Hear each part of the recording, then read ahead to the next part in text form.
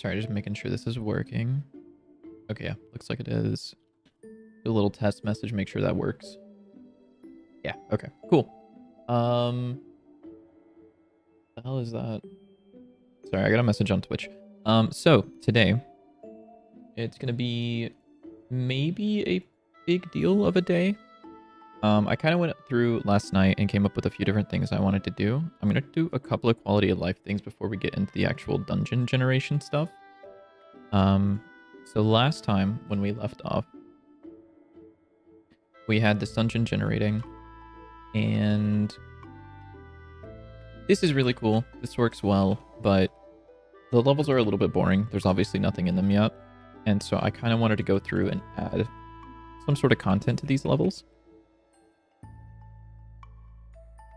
So that's what we're going to do. But first, I had a couple of things I wanted to do, like these two quality of life things. So the first one is, or maybe I'll do this one first. But I would like the ability to kind of just like enter a mode similar to like looking around or aiming that allows me to like select a tile and automatically path there. Because for example, let's say I already discovered like this much of the dungeon and then I wanted to get back to this room. I would have to kind of like manually press my keyboard every single time I want to move. Instead, I would rather just like press W, get a menu like this, and then be able to like click and then have my guy automatically walk there. Hey, Chex how's it going?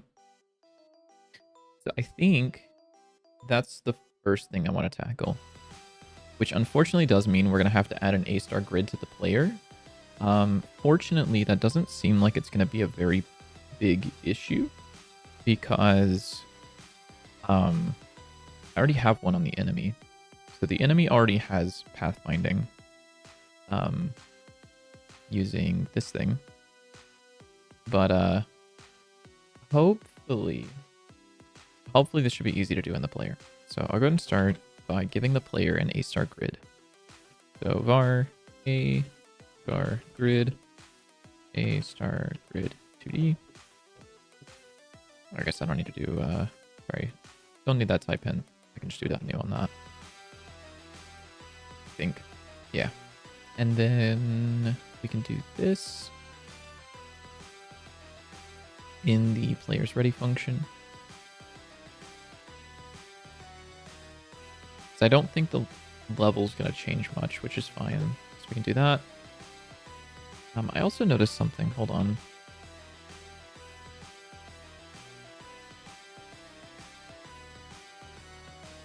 I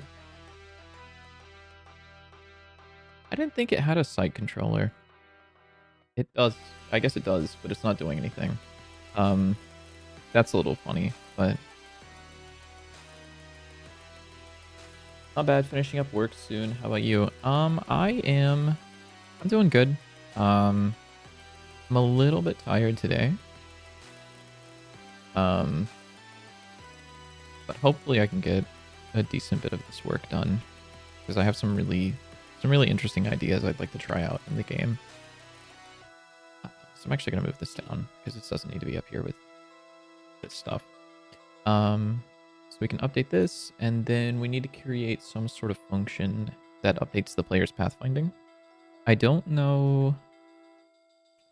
I wonder if I can just reuse what the enemy's using. Like update pathfinding.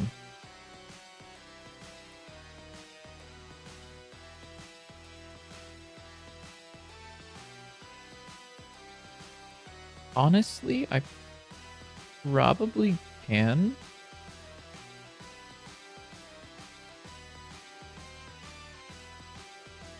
Yeah, I probably can. So let's do that.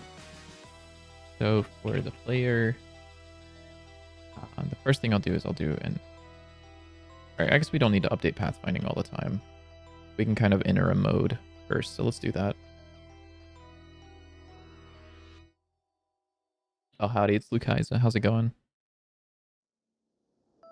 So down here, I guess I should create a new input really quickly. Walk, target, walk, something like that.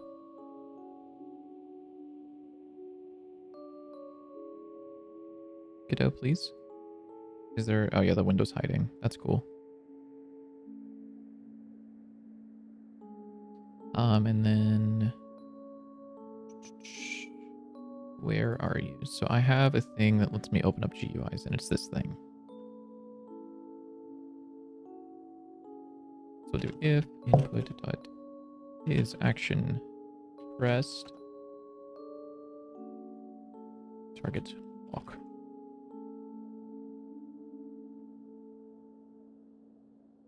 Oh yeah, I feel the lazy day. Your power's not still out, is it? I know I think you mentioned earlier that it was.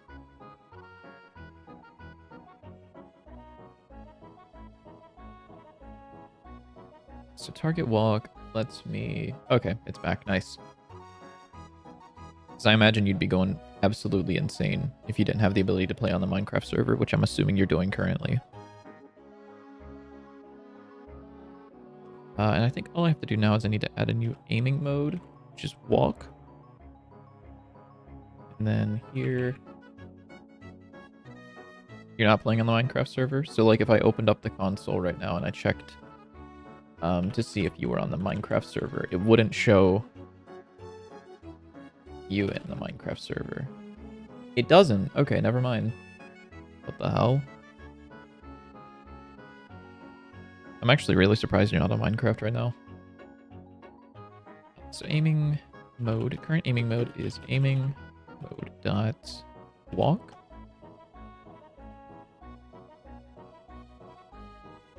You know, all of this is like the exact same, isn't it? It like totally is the exact same. So what if I were to make a function set aiming mode? Aiming mode int, sorry, wrong language. And this does all the common functionality for setting us to aiming, which would be all of this shit.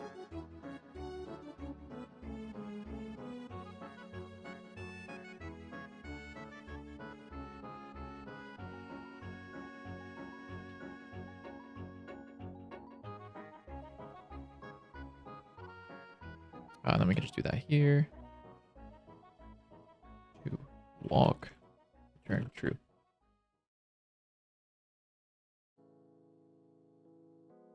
I'm assuming you're joining us for Deep Rock later, though, right? I'm pretty sure you said you were, but I don't know. I really hope your computer doesn't like, or your power, your internet doesn't flicker tonight. So this shows that Lost Stars, good meowing. How's it going?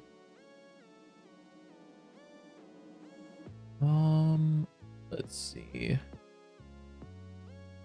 So this should at least put us into a mode that might do something cool.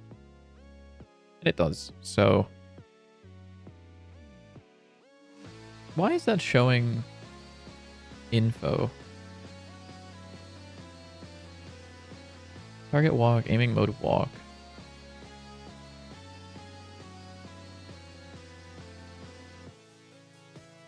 Match current aiming mode, set tooltip position. Should not be set. Print info. You're not. What do you mean? How did you become info? Target walk should set this to... Oh, I'm stupid. Sorry. Figured it out. There we go. Okay. So now I can't move around, but I can still aim it. So now I just need to add something that makes this do something. So what we can do is aiming mode dot walk.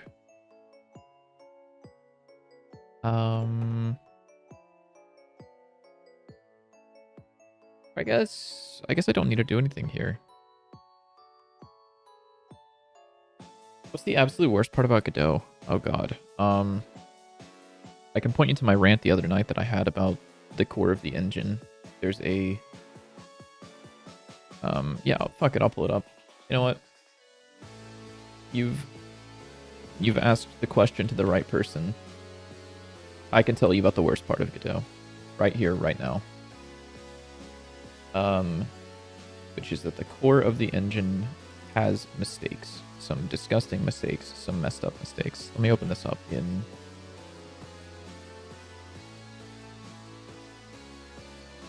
If you're asking specifically about like using the engine, then I would say like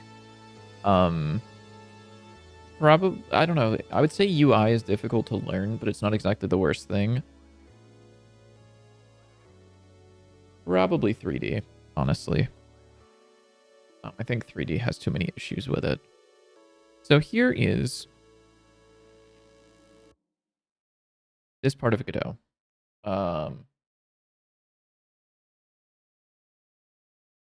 Where is... There should be a table in here called operator return. Operator return type. Table. Okay, so there's this table in the Godot source code that is called operator return type table, which is size 25 by 39. I'm pretty sure this is by 39, which means it ends up being about 38,000 rows.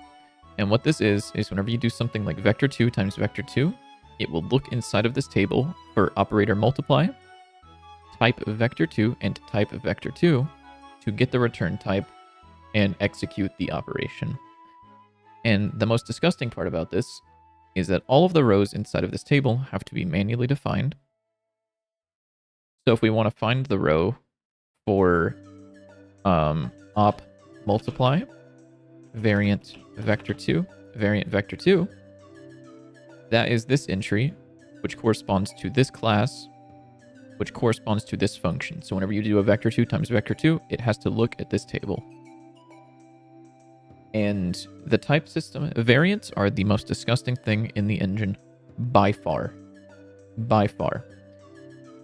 I've also said if there is any fork of Godot that digs out this variant system and replaces it with something good, I will immediately switch to that fork, or I will immediately try to pull that change into this branch.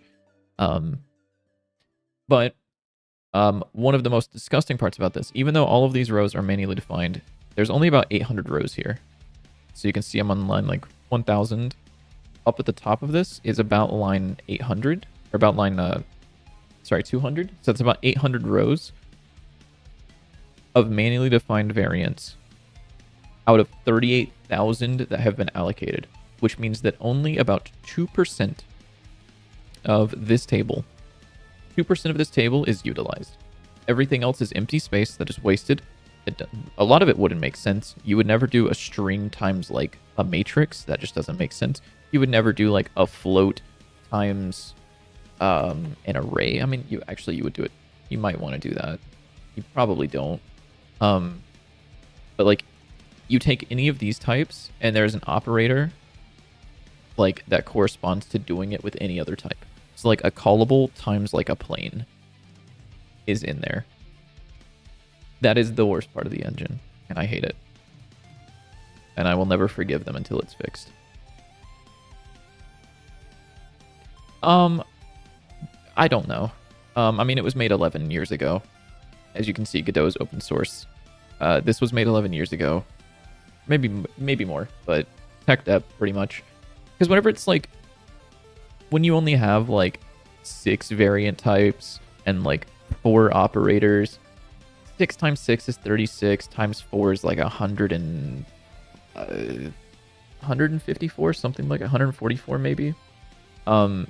It really isn't that big of a deal, but it is really gross.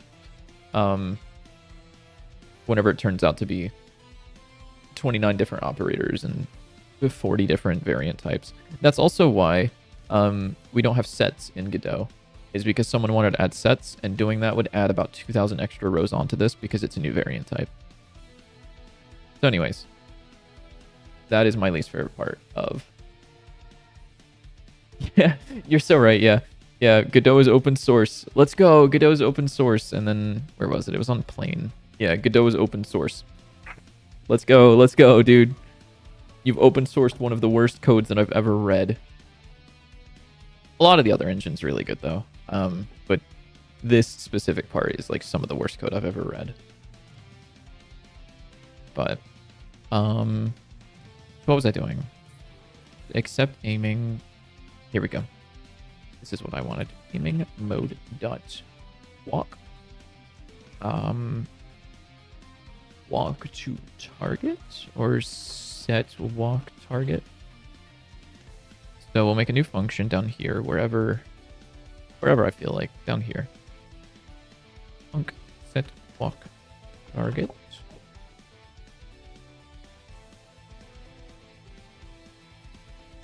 You know, for sure. I mean, I have my own gripes with Godot. Just as I have gripes with any other engine. But I would say Godot is the engine I have the least amount of gripes with, which is why I use it.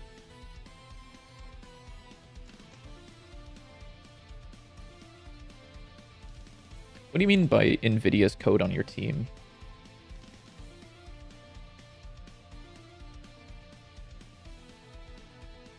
I've read some really terrible code at work. Mainly by like people that haven't worked there in like 8 years. Sorry, what was I looking at? Or what was I doing? I was adding walking, set walk target. So I'm also gonna have to do something that might be a little gross, which is walking. Which is just gonna be a variable that lets us know we're currently in the middle of walking, and until we do something else. Oh, you work at NVIDIA. Oh, that's sick. That's actually really cool. What kind of work at NVIDIA do you do, if you don't mind me asking? Like, because there's like marketing, obviously, but I'm assuming you're a programmer because you're watching a programming stream. If it is programming, do you do like graphics API work? Do you do like chipset stuff? Like what subset? Because I think that stuff is really, really cool. So we can set the walk target, and we'll say walking equals true. Walk target is current aiming position. Sorry, this doesn't need to be typeset. I think that's fine.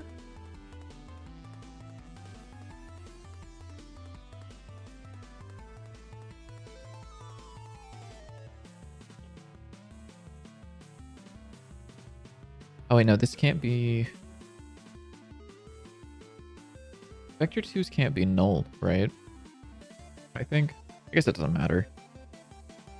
So set walk target. So we'll set this up, and then if we are walking... Oh god, how do I want to do this? So... what do we do? So we do our debug info. We try to do this stuff. So if we're aiming, we do this. If it's busy, return. We process the GUI stuff. On the deep learning stack, originally interned on a team in CUDA. Okay, that's cool. Yeah, that's sick. So what brings you to a game dev stream? Have you started doing game dev stuff, or are you just kind of interested in it, or you know what?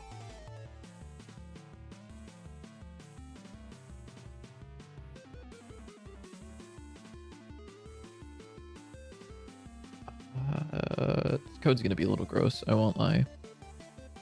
Because I kind of need a way to, if walking, we'll just do like a return for now. Because this needs to be kind of in a precedent before. So walk to target. If walk to target, so we can have this cancel the input. No, that won't matter. So walk to target is going to be a function that does a couple of things. Probably too many things, which is fine, probably.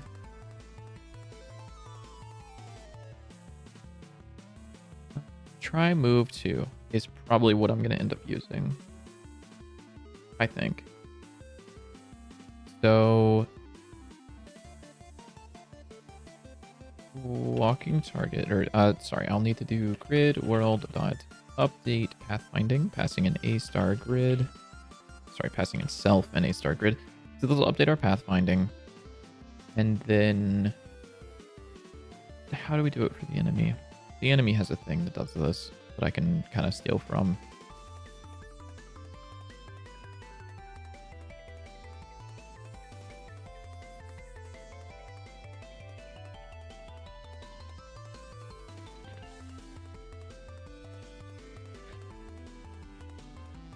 Enemy can see player target position is that. And then we have move toward pause. Move toward pause does all of this shit.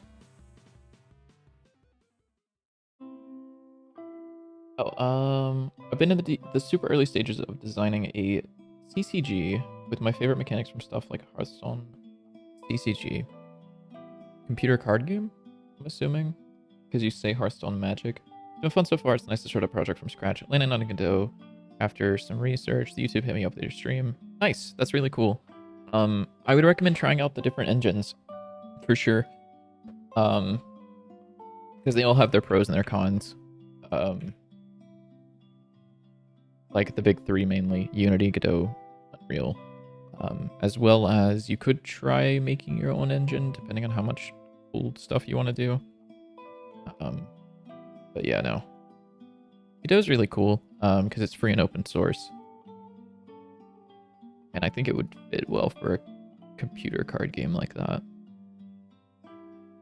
Sorry, I'm trying to think of how I want to adapt this. Could I make this like a... Can I make this like a common function that just does this? Oh, sorry. So many devs I know are doing card-related projects right now. Yeah, like, what's his name? Bricks, I think? Yeah, Bricks Parts, who joined the VC the other night, was doing a bunch of card stuff.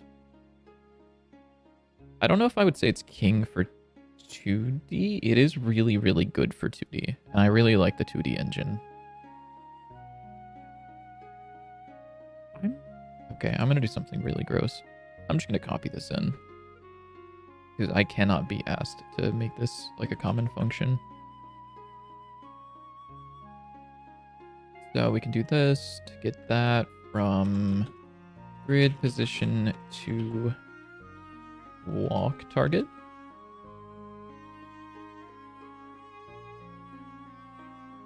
So if this is that, we can do walking equals false. And then just return out early. This crashes sometimes. It shouldn't anymore. It might not work, but it shouldn't crash.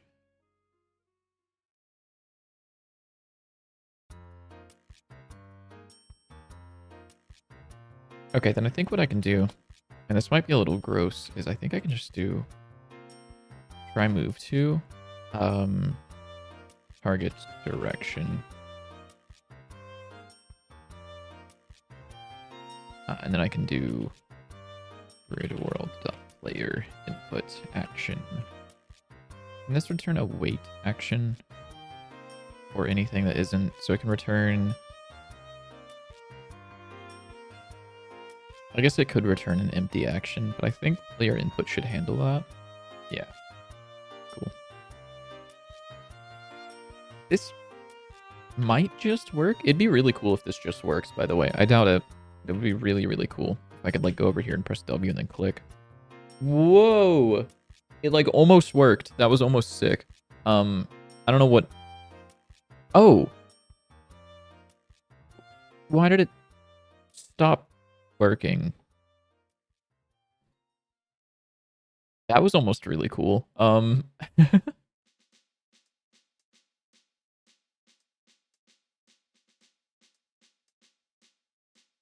Oh!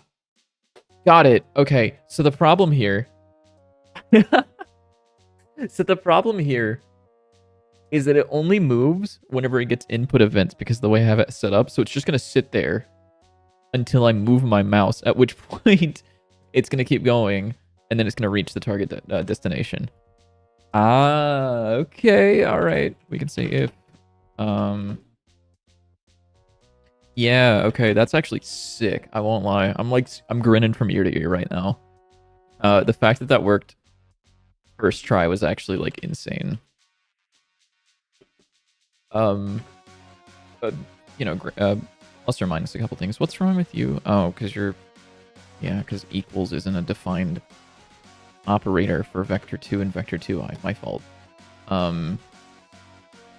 Actually, sorry. Why are you a vector 2? Is my question, actually. You should be a vector 2i. Yeah, you should be a vector 2i, buddy. This should work. Plus or minus a couple things. So now I can explore this entire dungeon, run over here, and then hit W and click here. And then as long as I move the mouse. Oh, that's so fucking sick, actually. Hey, Xeon, how's it going? Big wave to you as well. So a couple things I need to fix here. The first one being... I guess... Where is underscore input? Or is it unhandled? It's unhandled input. So I can do func physics process. I'll just put this in physics process for now. If not, walking return. So it doesn't do anything unless we're walking, at which point we can just do this.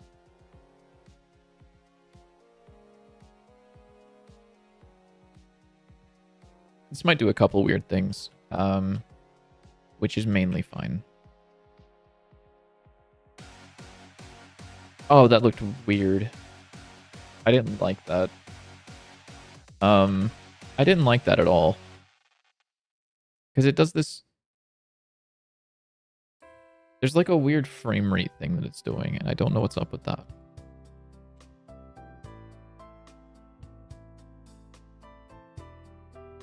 Let me get rid of some of these prints really quickly.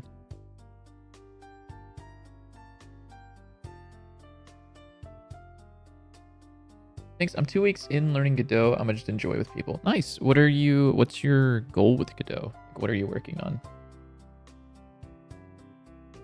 I want to see how that works with enemies on the map. I don't. Not right now. Do I change project on a monthly basis? No. If it weren't for the stream, I'd be changing projects on a daily basis. But I wanted a consistent-ish project to stream on, so I just kind of made this my goal project for September and October. I don't know what we're going to do at the end of this. I don't know if I'm going to continue working on it, or if I'm going to switch to something else and see what people want to see. So is that is lag, right? Like that's the engine chugging currently? No, there's no way that's the engine chugging. That's totally the engine chugging.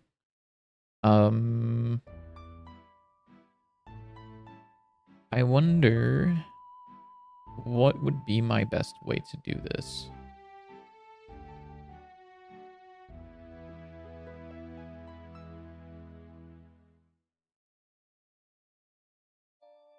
Where am I at? I'm not in the right file. I might... This might be a little gross. Let's do this.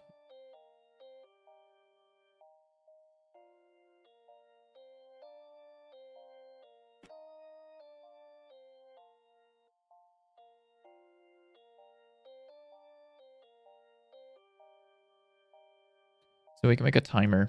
So we can fire this on a timer instead.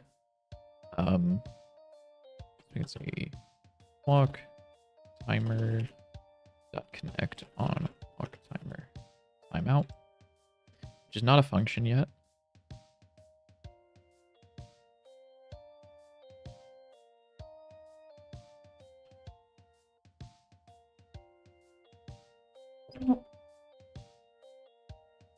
Sorry, what's wrong with you? Expected at least 2. Oh, you're so right, because I forgot to do the timeout right here. And then you also won't need delta, because you don't actually use that. And then... Why don't I do this, actually? Let's make a set function, which takes in the value. Walking equals value. If walking, walk timer.start. Else walk timer.stop. That way this will stop start and stop automatically without me needing to do anything. I want to say that's probably all I need to do. Oh, let's go. Okay. I think that's what I want to do.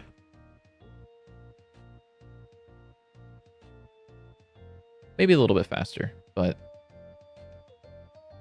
okay, let me catch up with this. Sorry, I had code on my mind.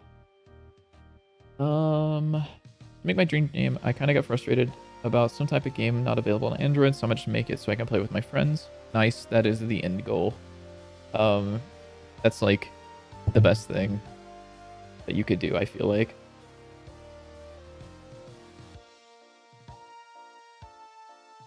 I do have some things in my mind too. Still gotta learn crap. Yeah. Making a trading card game because you don't want to pay a bunch of money to keep up, Lamau. Have you, Chexmex, have you played Legends of Runeterra? Because that one seems not super pay to win. I'm sure you have, but... Unfortunately, the only bad thing about it is it's like the League of Legends universe.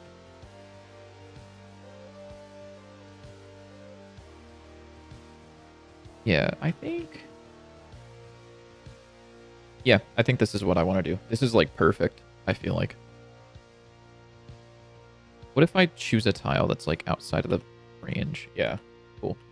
There's a couple things I'll need to do. Like I can find out where maps are and it'll just automatically like complete the dungeon for me, which is not great. So I guess what I can do,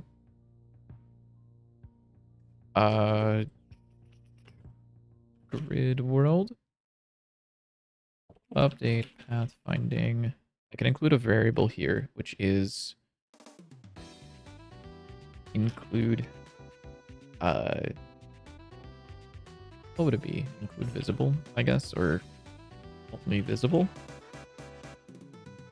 Set this to false by default so that it doesn't affect the enemy.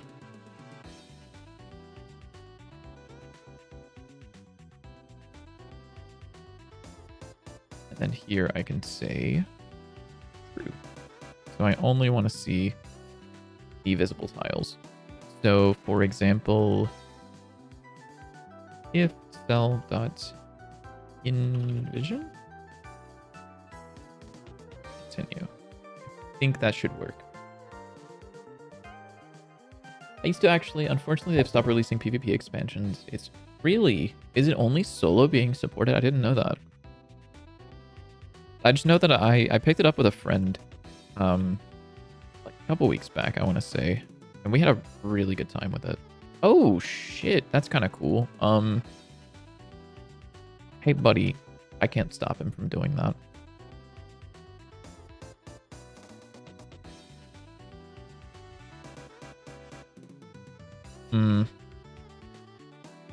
So I don't know why it's doing that. Because I want to say it shouldn't be able to get a path to there. So let's see what the player's getting as a path.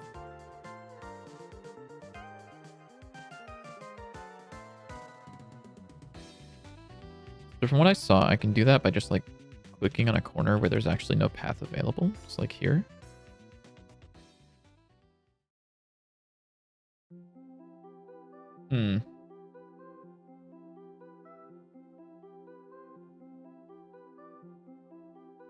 Oh, it's Judith in the chat. Why are you being like the worst creature ever? Still solid region. Oh, because I'm setting everything to unsolid. Oops. That's the problem. So I need to set this to solid. A star grid dot set point. Solid. Pause. So if it's not in vision, we can do that and continue.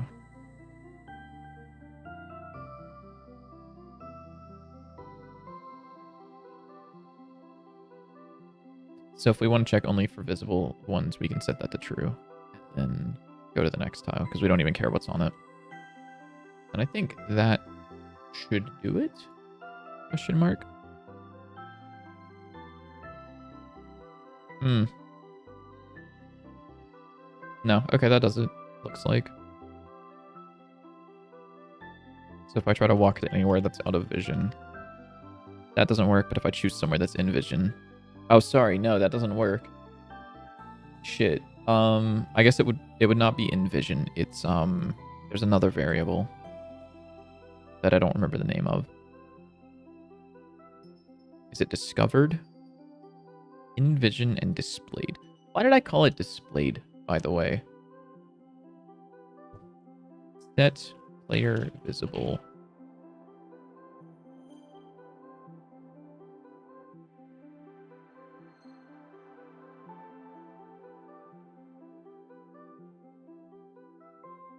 I guess I should just have like a discovered as well. For something that's envisioned, but something that's also has been envisioned at some point. Set player visible if v and not discovered equals true. There we go. So now, sorry, I even forgot to change the world.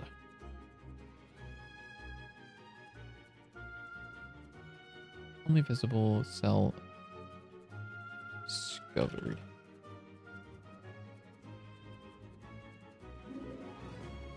There we go. That looks like that works to me, I think.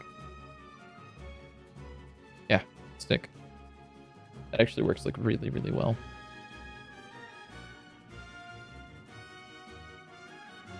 I don't really engage with big free-to-play titles or AAA games. I just want to see a genre I hyper-fixate upon innovate.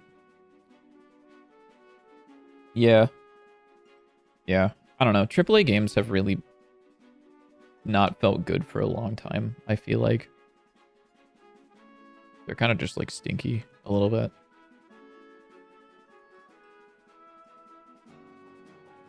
I also, at some point, you know what? I'm going to put down a little thing to do. I want there to be a differentiation between tiles that are... Like, everything that's out here should be a different color than everything that's in here. Because currently, like, if you were to just look at, like, this section of the map, it's hard to tell that this area has been discovered, this area has been discovered, and this area has not been. That's kind of, like, not readable. So let's do that. Polish different color for not discovered tiles versus discovered tiles with thing on them. Holy shit, dude. Why are you advertising your game in my chat, JW? It is a cool looking game, to be fair. So it's totally fine. Okay. Another thing I need to do for the player. Are we updating? Where are we updating line of sight? Is this before anything else happens?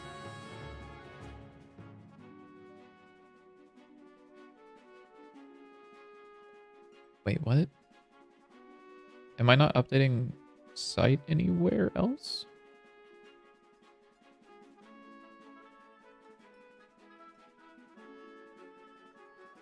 Oh, okay. Whenever the player moves, we update sight. Cool. When making a game, do I make the sprites first? I don't usually make the sprites. Although I will say, I hate having a game that has like... I know a lot of people use the Godot icon. I hate it. So what I'll do is I will just grab sprites from anywhere that are CC0 and put those in my game. So like, for example, the pack that we are using right now is this pack from Kenny.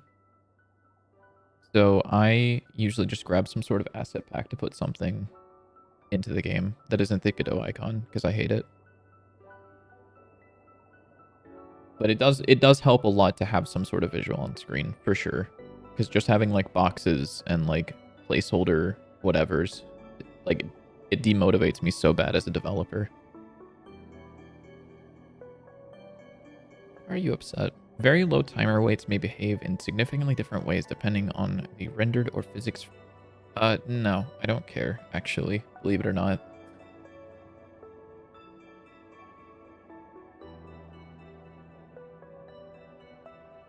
Oh, sorry, let me see what this is. Hold on.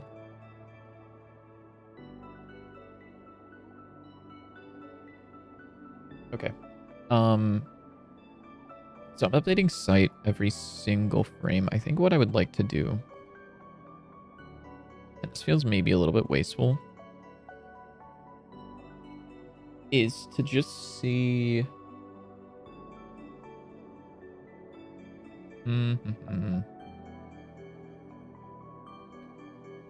So when we're walking around, I would like to see if we have any sort of anything considered dangerous on the screen currently. What would be an easy way of doing that? I wonder.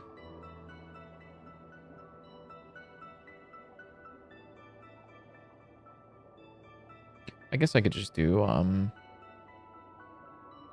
before we do that, we can say if can see danger, return equals false, and then make a function called can see danger.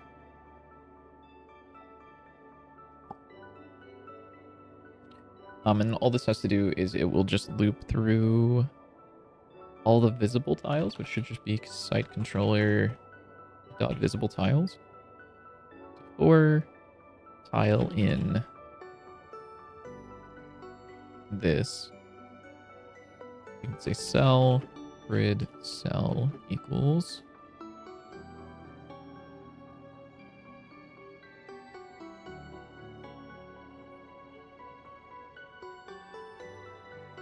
and I think that should be a vector 2i, right? Yeah, almost.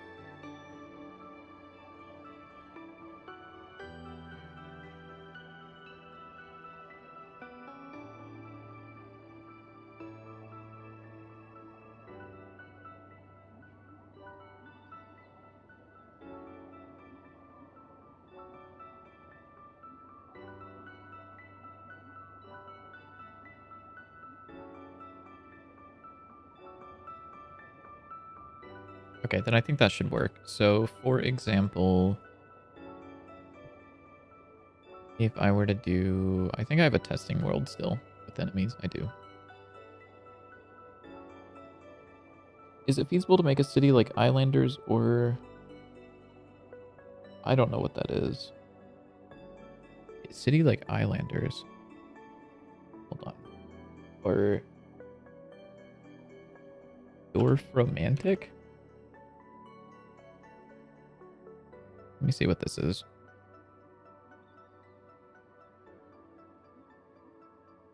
Oh no, this is totally doable in Godot. I mean, a lot of things are doable in Godot. It's kind of just like what fits you. So if you feel like Godot's workflow fits you, you totally can do this. And if GDScript doesn't offer you the flexibility you want, you can also use C# inside of Godot, or you can use any sort of language that GD extension supports, like Rust, C++, literally anything. So I would say this, yeah, this definitely is like doable.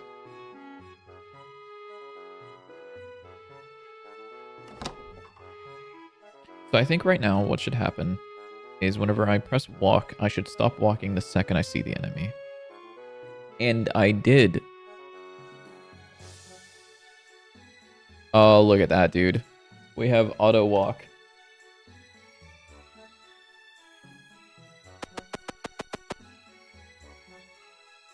Let's go. Honestly, first try, genuinely surprised. Well, let's test the obvious. Can we walk through walls? Is there any way to walk through walls currently? I'm pressing in the direction. There's no option to walk through walls. It doesn't look like it. It's really hard to tell if I can walk through walls because yesterday, or Tuesday, I found out I could on accident. Okay. Cool. So that is done. I also wanted the ability to attack things by holding shift, probably. So we will create that really quickly. Let me also commit this while we're here. So I'll go into my D drive, CD Godot, CD stream roguelike. We'll add this in.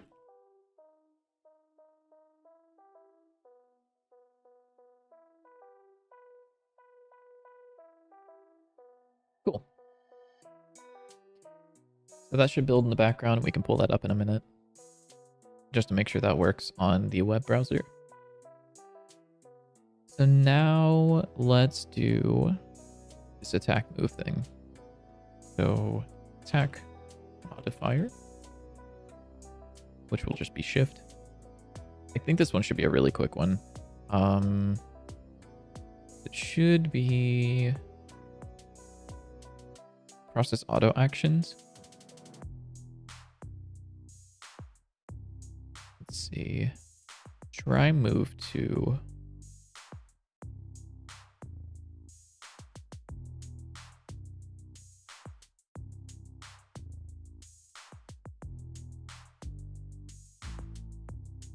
wait, why doesn't this turn into an attack action, actually? Hold on. I need to figure this one out. Because I feel like this should be trying to attack the walls, but it currently isn't.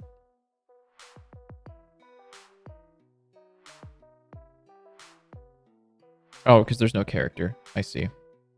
Duh. So we can say if input.is action pressed attack modifier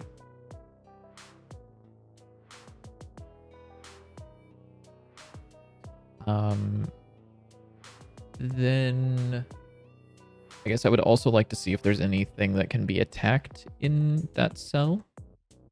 So if cell dot character or cell dot entity count is greater than 0, action equals attack action dot new equipment dot weapon.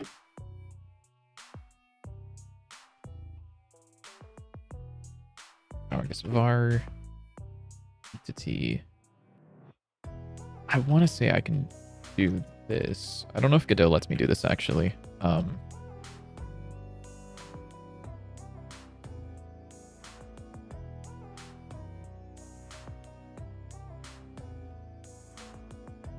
No, okay, so that doesn't work the way I want it to.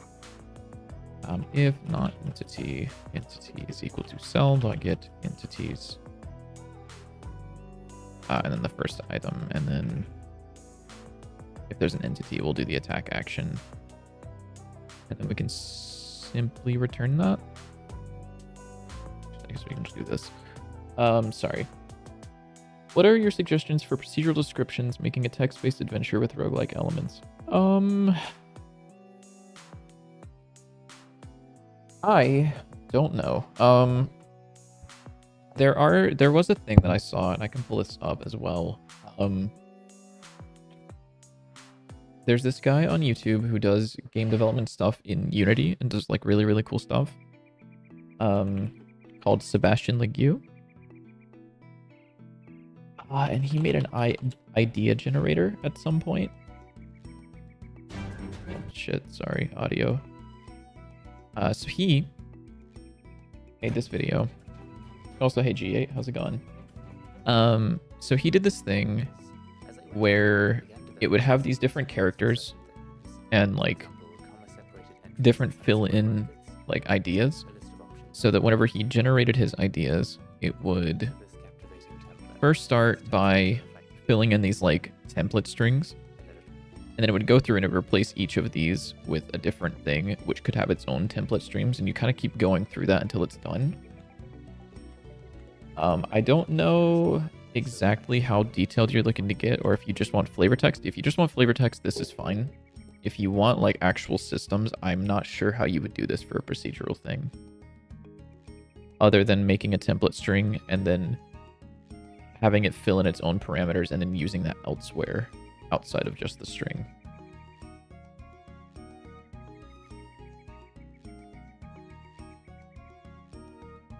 I still don't understand what's the use of return or how it can be utilized. So return is useful for if you have a function that you want to, like, it's hard to say the description without just saying return. But whenever you call a function, you can either just call the function or you can have it give you something once it's done. So, for example, I'm trying to think if there's a place that I use this in entity. So in entity, we have this function called getDescription. And this description, or this function, will give whatever it calls back its return value. So you can see later, whenever I'm using getDescription, I'm taking this function and I'm getting the return of it and assigning it to a variable called tooltip_description. So it allows us to like pass information from the function that we're calling back out to wherever it was called. Or you can also just return from a function with no like variable or anything. And all this means is don't do anything else in the function. So for example, if we don't have an entity in this function, then we cancel all the actions and we return, and then these two lines of code never get called. So yeah, return is really, really useful. And it's like in every programming language. So I would very much recommend learning about it. But hopefully that gives you like an idea of how it works. Actually, I think what I did for the player should just work now. Ooh, cool. Breakpoint. Oh, because I have a breakpoint there. Okay, cool.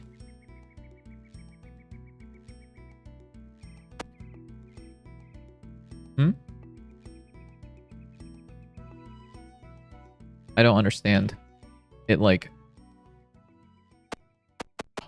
Oh. What? Sorry, that's weird. So I'm holding down shift. And I'm pressing up. But it's because I have numlock on. Oh my god. Okay, hold on. This might actually be a problem. Because the input map that I have set up, moving north is number pad 8, which when you hold shift, turns that into an arrow up, which means that it no longer counts. So if I go in here, and if I press shift and down, oh no, you do still move. Wait, hold on. Well, then why aren't you working? Something's wrong. Out of bounds. Oh, okay. Get cell.get entities.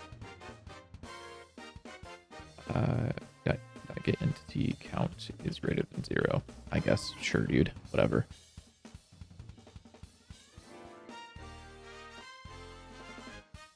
How much time does it take to reach this level of coding? I mean, I wouldn't even say this level of coding is like great. But I've been programming for like 6 years.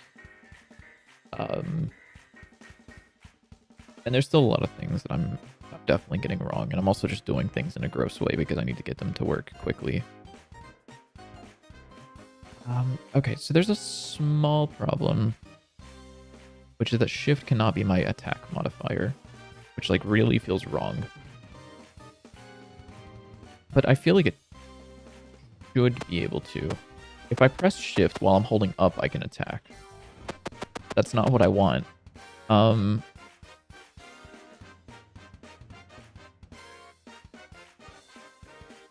Honestly, it's probably fine. Is there like a modifier?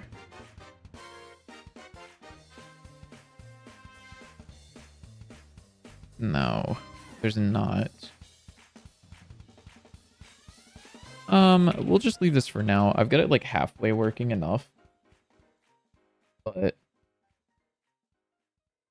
I've been using GDScript for about 10 months now, and I can sort of parse most of the stuff. Yeah, you learn to like read it, but writing it's kind of like you just kind of have to do it, unfortunately.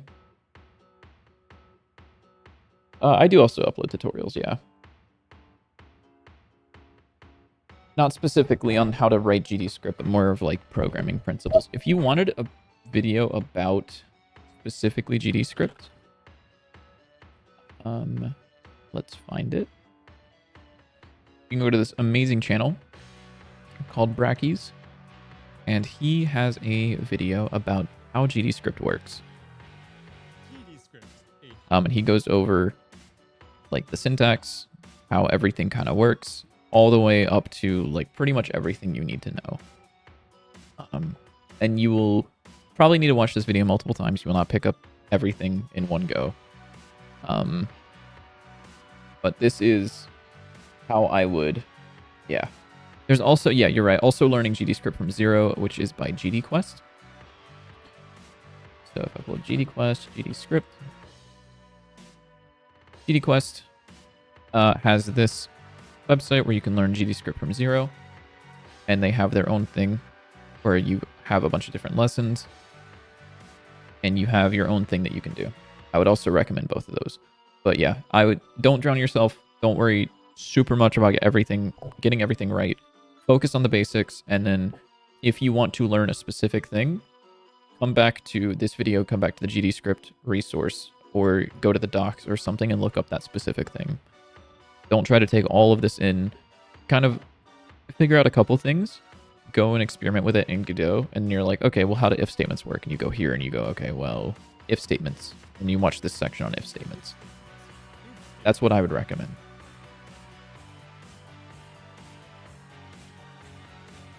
Yeah, no. If you practice will make you a better programmer a lot faster than watching videos will. In fact, just watching videos will not make you a good programmer at all. You do need to do practice.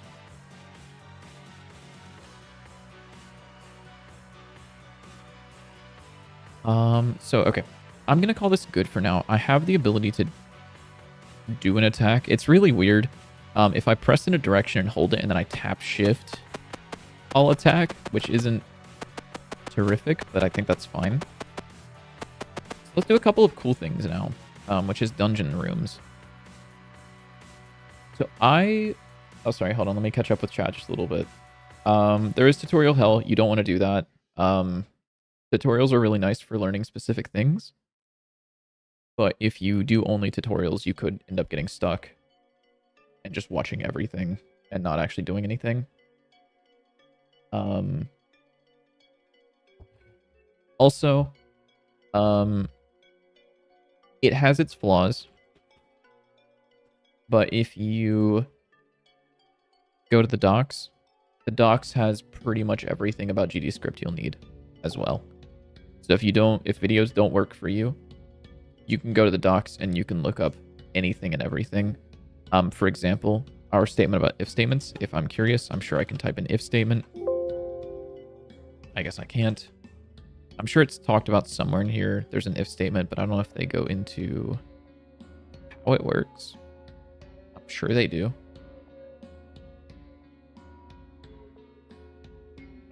Maybe not. It might be called conditionals. No.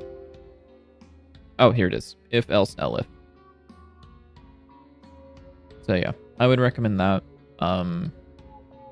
These aren't super like how if statements work and how like programming principles work, but this is more of like what GD script looks like. I would recommend doing small projects first. If you want a guide for projects,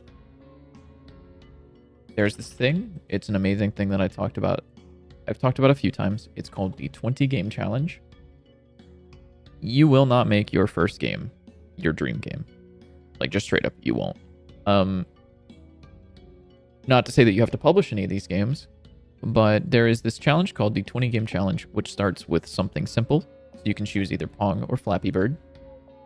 This will teach you how to get something moving across the screen. This will give you player input. This will give you scorekeeping. And then the next thing is Breakout or Jetpack Joyride. And then so on. And you'll see that each of these games gets a little bit more complex, a little bit more difficult, until you're kind of like, once you reach about game 5, you probably have a decent idea of how to do the rest of these, and it becomes a lot easier to move up to the next game after that. It's called the 20 game challenge. It's only 10 games. Because you kind of only have to pick one of these. I would recommend doing a couple of these and seeing how familiar you feel with these. Because one of the great things about this is these games are already designed. You don't have to think about how Pong is designed. You don't have to come up with your own game design document or anything for it. You can just go out and make Pong. You can go out and make Breakout. These games are already done. So you're just kind of recreating it. And people don't look down upon you for making these games. Because this is a really great learning resource. So I would also recommend checking this out as like a list of small games to do. And then also, if you wanted more games, there's this page which shows you complexity versus scope. Complexity being how hard it is, scope being how much of the game it is. So certain games are very scoped, some games are very complex. Like I think Minecraft is not very scope, but very complex. You can see here, it's more complex than scope. So yeah, I would highly, highly check this out. Okay, back to this though, because I do also want to get some of this done. Not to say don't chat, I can answer questions. So I came up with a few different ideas for how I wanted to do dungeon generation, and I'm also going to add in a little debug command really quickly. So under unhandled inputs,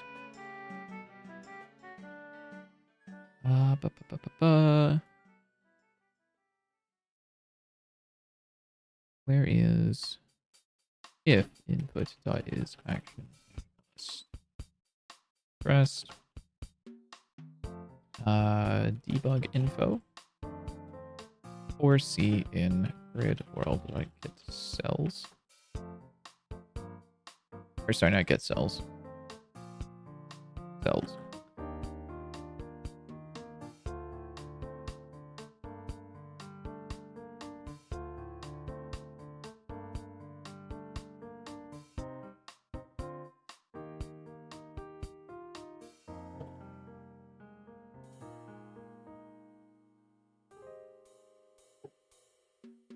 Oh shit, that broke. Oh, sorry, dot values. Okay, so this is the dungeon currently, which is not great. But basically what I was talking about and thinking about the other night was how to generate complexity in this dungeon. So we have the player spawn room here, and then we have different rooms branching off of them. So the goal is this room will have nothing in it because it's just the player. Maybe it'll have like a potion or something. But we can kind of map out how far the rooms are from the player. So like this room isn't very far from the player, so we can add some weaker enemies. And then as we get further, like this room can have some really strong enemies. We can also use this to know like where the exit is. So anything that's not in the way of the exit. So the exit path, as you can see, is we go down here, and we go here, and into here. So anything that's outside of the exit path, so up here, out here, up here, could have bonuses that aren't required. So you could get some sort of gear or something from going to those places instead of just going straight to the exit. So I was kind of thinking about doing that, and I think that's what I'm gonna start with. And I don't know exactly what I have planned. But the idea was kind of to use a Dijkstra map, which is just a fancy word of saying like how far each tile in the map is from the player, to kind of mark rooms how far they are on average.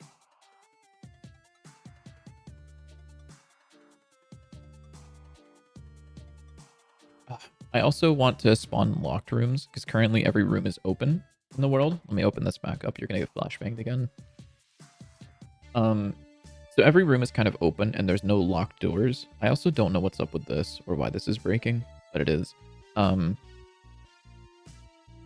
I would like to add locked doors as well to some of these rooms. And I don't know how I'm gonna do that, to be honest. we're going to kind of tackle that and see what happens. So the first thing, let me pull up my to-do list and put this on a different screen, is Dijkstra. Is it a painful comp sci project reference? Dijkstra is a comp sci researcher. Dijkstra, who may or may not still be alive. I don't believe so, though. No, he died in 2002. But it's just this algorithm, which, if I do Dijkstra map, it is essentially, and this is used a lot in roguelikes. Let me see if I can find a good thing. So this, sorry for the flashbang again, which is essentially this, where you kind of look for every tile from the player, and then as you get further away, they get kind of colder or further away, you know, as they do. And this makes them less likely for the player to spawn on them. I mean, the players ain't gonna spawn on them, sorry. Less likely for the player to run into them early. So let's do that. And I don't know how I want to implement that.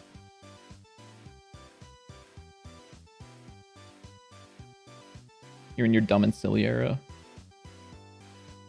Is this like a new thing, or are you just like saying what your current state is? Because I feel like that's been you for the last like 3 months.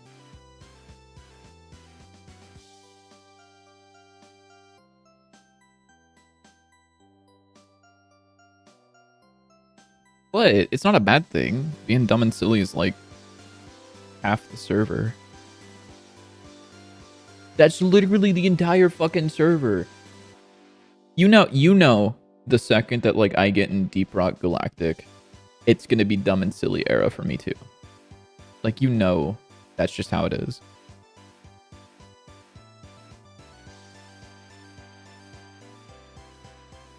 Let's do this. I'll add under the player. I'm gonna make this a node for now. Player, yeah, we'll call it heat map.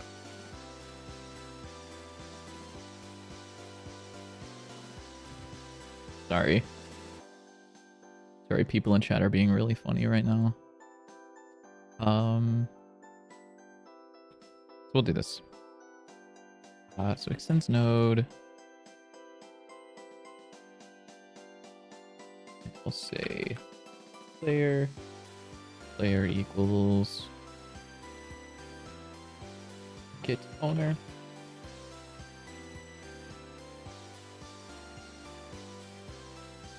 Generates player map. So it kind of feels weird to do this inside of like a node instead of the grid, but I guess like the player can query the grid in a way, so it makes enough sense. How do I want to do this? I kind of have to write a queue, and then I also have to write a... Yeah, heat map is a word for this. I'm just trying to think, because I'm going to have like 2 things. Because I'm going to have a queue for cells to check, and then I'm going to have a map for cells that have been checked. So I think... Which this isn't going to be in the player, actually, now that I'm thinking about this, because this has to be in level generation, which is fine.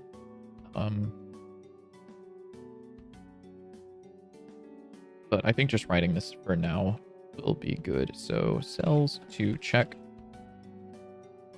which will just be an array. And then we will have cell values, which will also be an array.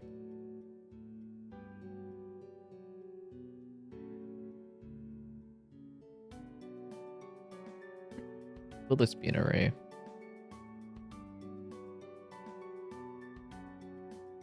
I guess it will be. So we can start by... I guess adding the player's position feels weird, but we can add the 4 adjacent cells to the player. Sorry, let me think about how we want to do this, because obviously we're not going to check walls, because walls are going to be invalid. I should also initialize this array to the full size at first. See you, G8. Take care. Hopefully everything goes well with your programming. Besides 2... what's the size going to be? It's going to be grid world dot cell, or not cell, world size dot x times grid world dot cell world size dot y.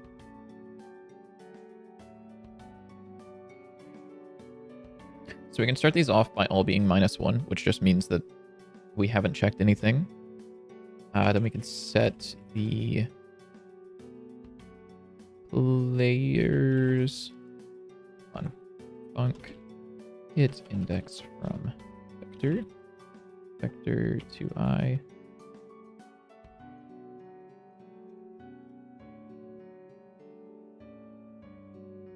Would be really nice if there was like a helper function inside of the grid world that did this. Wouldn't there be? What if this was like just like a function I could call from anywhere? That'd be like sick.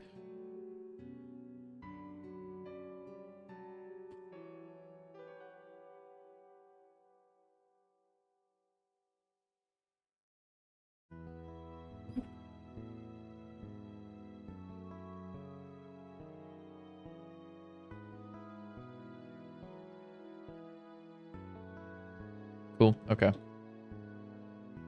That makes a lot more sense to do. So you're gone. So we can say here, grid world dot index from pause, player dot grid position. So we can set this to 0.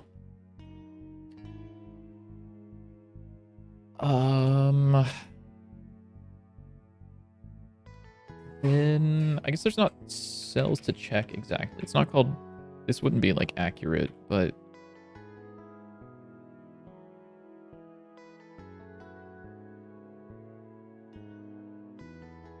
let's see. So I would like to add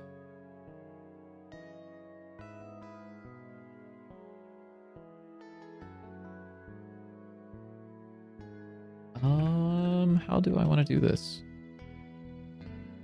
Add neighbor cells.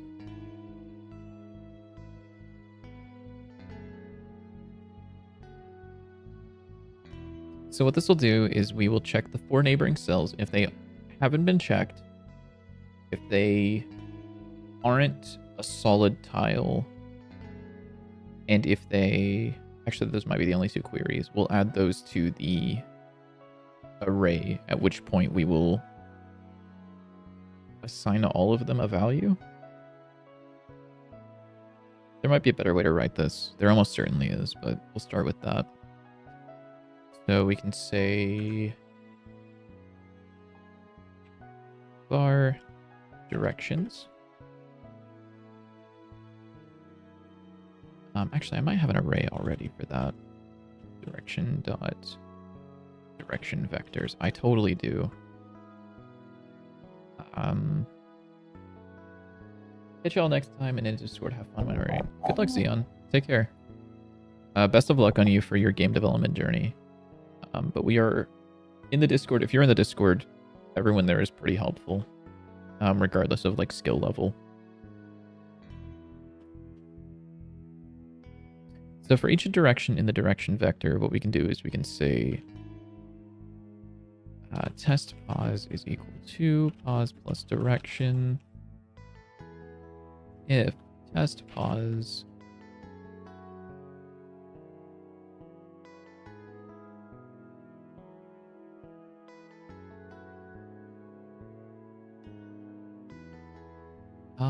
so if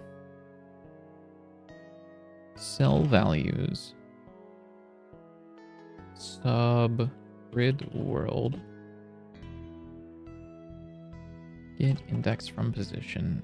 So if that is not -1.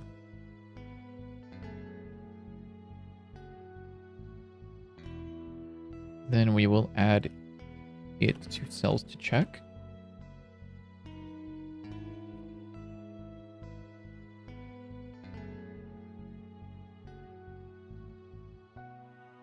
We'll push it to the back.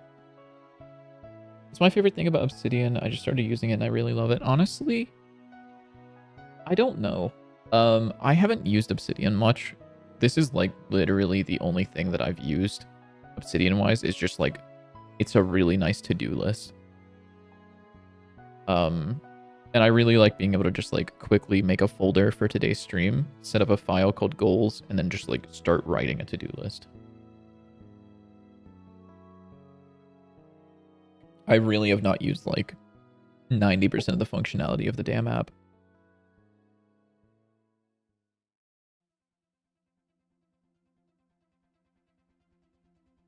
So we'll add that to the B position to check. Or sorry. Wait, no, if it's not -1, that means it's already been checked, which means we can continue.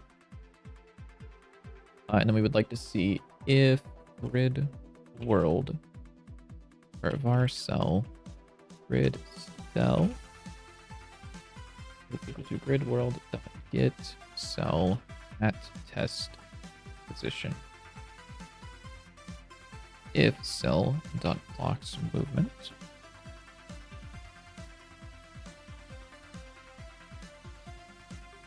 continue. Otherwise, that cell can be added to the thing.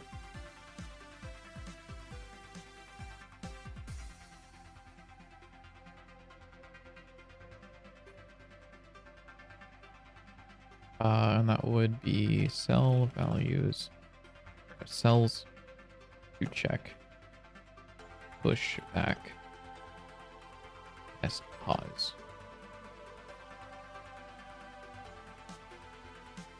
Okay, so I think right now, so if I pass in the player's position, this should give me 8 different tiles, because it starts off by setting the player's position to 0, and then it'll grab the 8 surrounding tiles unless any of them are walls. And it will put those in our cells to check. Yes, I think. So, for example, while cells to check dot size is greater than 0, what we'll do is we'll add the neighboring cells. We'll loop. Is it a loop? Or no, what would we do?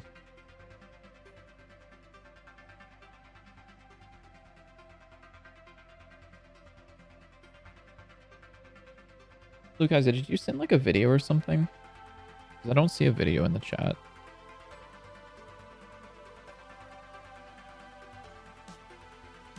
Oh, here it is. Next cell. And what I'll do is I'll say vector to I. Okay, sorry, the message you sent made me think that you sent the thing. Sorry, I haven't actually pushed anything to the cells to check. Or I'll do add neighbor cells to player.grid position. And then I can do cells to check dot top front, because this should be a queue basically instead of like an actual array. So we're popping off the front. This will go forever. Pop is a it actually removes the first element. I guess honestly we could do pop back. That might be a little bit more efficient, but it doesn't really matter. We'll just do pop front. So the first thing we'll do is we'll say cell values grid world.get index from pause next cell is equal to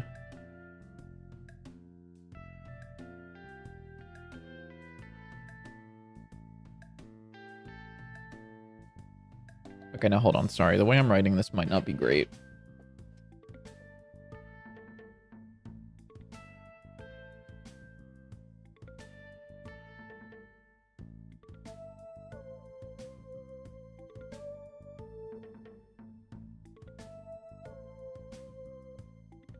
Because my idea was to put all of the cells that I want to adjust into the cells to check, and then I could assign them all the same value, because ideally they would be the same distance from the player. So it'd be kind of like a wave going out.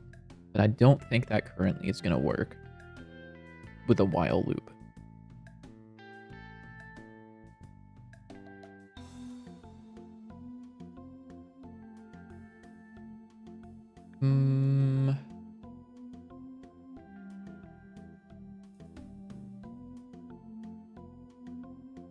Let me think about this for a second.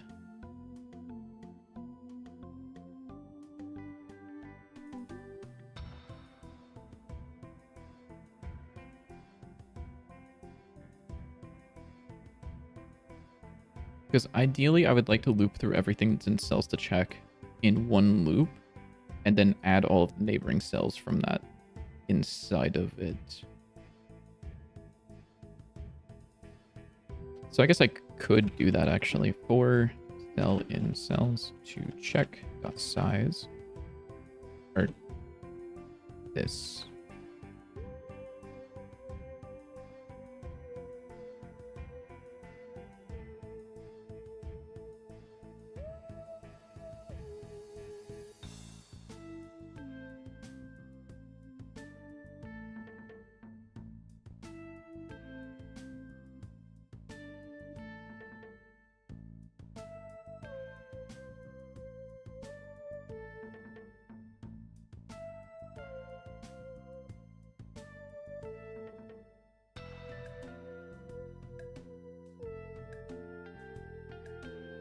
And then I would need to loop over that again.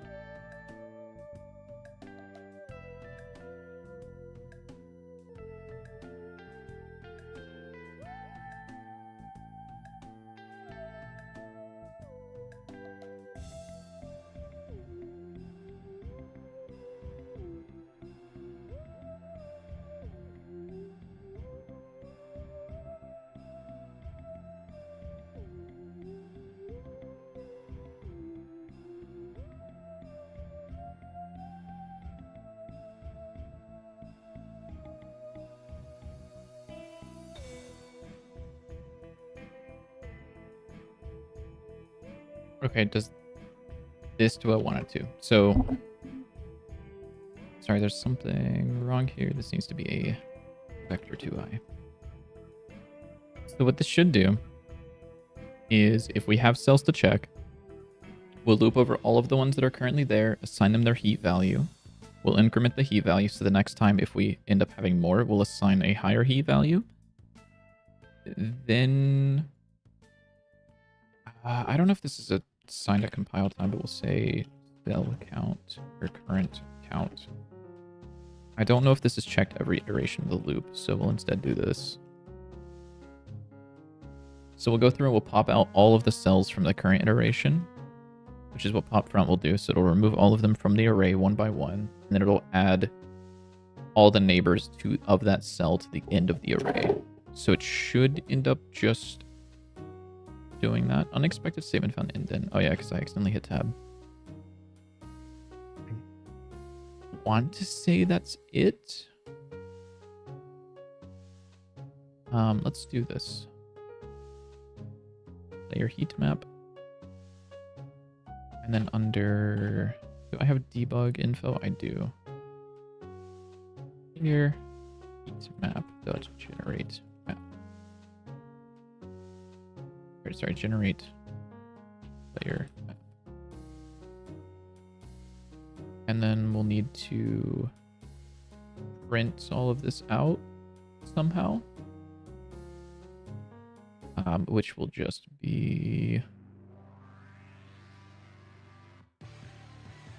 probably the same thing I was doing with BSP tree in level testing.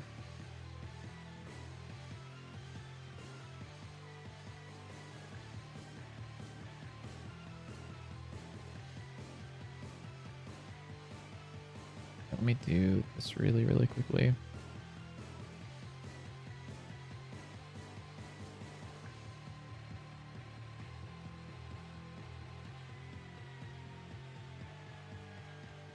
Instead of going over the map size, we will go over cell values.size.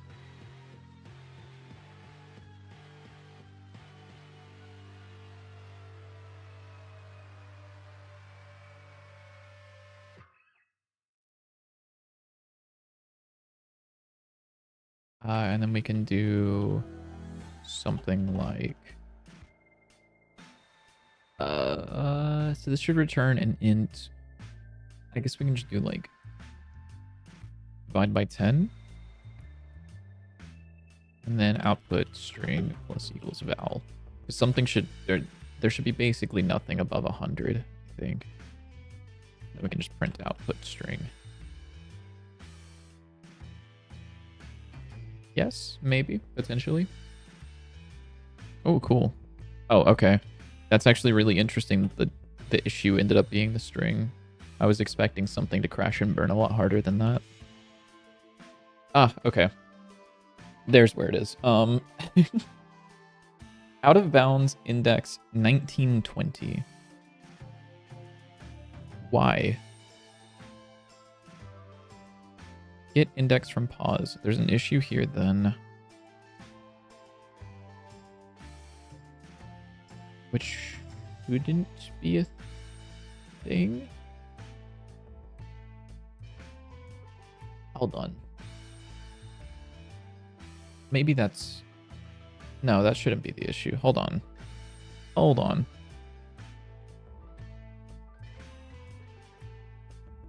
Neighbor of square. Oh, you're so right. Oh, you're so right. Funk is in bounds. You're so right for that. It totally is that. And I need a function here anyways that I've needed. Because I don't think I have a clamp to bounds, but I don't have is in bounds. Return pause.x is greater than 0, greater than or equal to 0. And pause.x is less than world size.x. And pause.y is greater than or equal to 0. And pause.y is less than world size.y. Is in bounds has... Okay, just kidding. It's a function already. Pretend like that didn't happen. So I can say if grid world.is in bounds test pause. So if it's, or I guess we can do an early return if not is in bounds. Continue. Yes? Question mark? Okay. So I hit F. Ah. The game is frozen. That is the issue of using a while loop, which means that I'm constantly adding things that shouldn't be there. Okay, so here's what we're going to do. We're going to step through this. We're going to find out what's wrong with it. So if I hit F, we should hit a breakpoint. So cells to check has 8 positions, which is expected. So we go ahead and set all of these to 1. I'm sure that's somewhere that matters. We add 1 to the heat value. We grab the current count. The current count is 8. Okay, this isn't happening a ton. So this should eventually... Once this is done looping, this should get rid of all of the cells. This should be a vector of size 0. Or sorry, an array. Oh, cool. Oh no, that makes sense.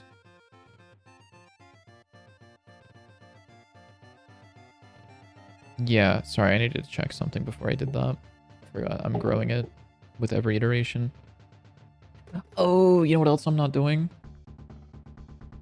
I might be adding the same cell in there multiple times. Um,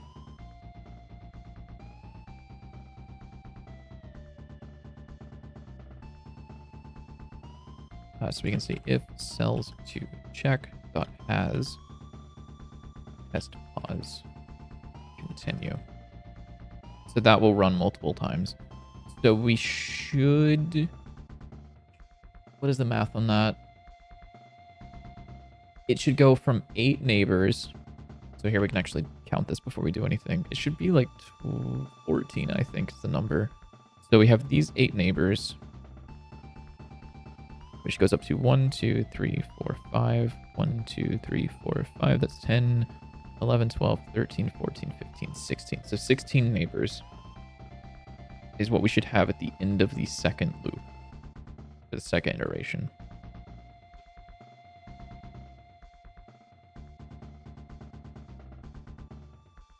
So our current cell values, hold on. So the first cell to check is 611 and the last one is 511. So hopefully the next time this goes over, it should be different.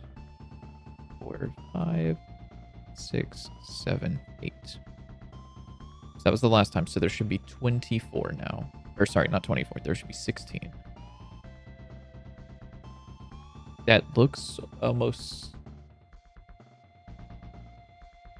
Is that 16? That looks like 13 to me. Or 15. I don't know where I got 13. 1, 2, 3, 4, 5, 6, 7, 8, 9, 10, 11, 12, 13, 14, 15, 16. That is 16. I'm just going to let this run and see if it works. Oh, cool. We can move. Did we get an output string? Oh. That looks vaguely Dijkstra mappy. Okay. Okay. Now hold on. So if I were to walk down here, so there's a room here. I can see the map. Does that mean that there's a thing here? Cool. So if I hit F, I should see a room appear up here with about like a bunch of 1s, and this should become a bunch of 0s. Oh! Let's fucking go! Okay. Let's fucking go.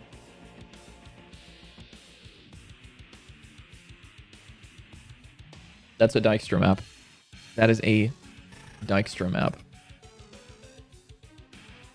Now what do I do with this? Oh my god. This is the worst part about doing a game. I wish I just had like a designer to tell me what to do, because like I can do it, but now I have to think, okay, well now I've set that up. That's so cool that you're printing the map. I'm not just sorry, was that sarcasm? I assume that was sarcasm, that it was printing the map.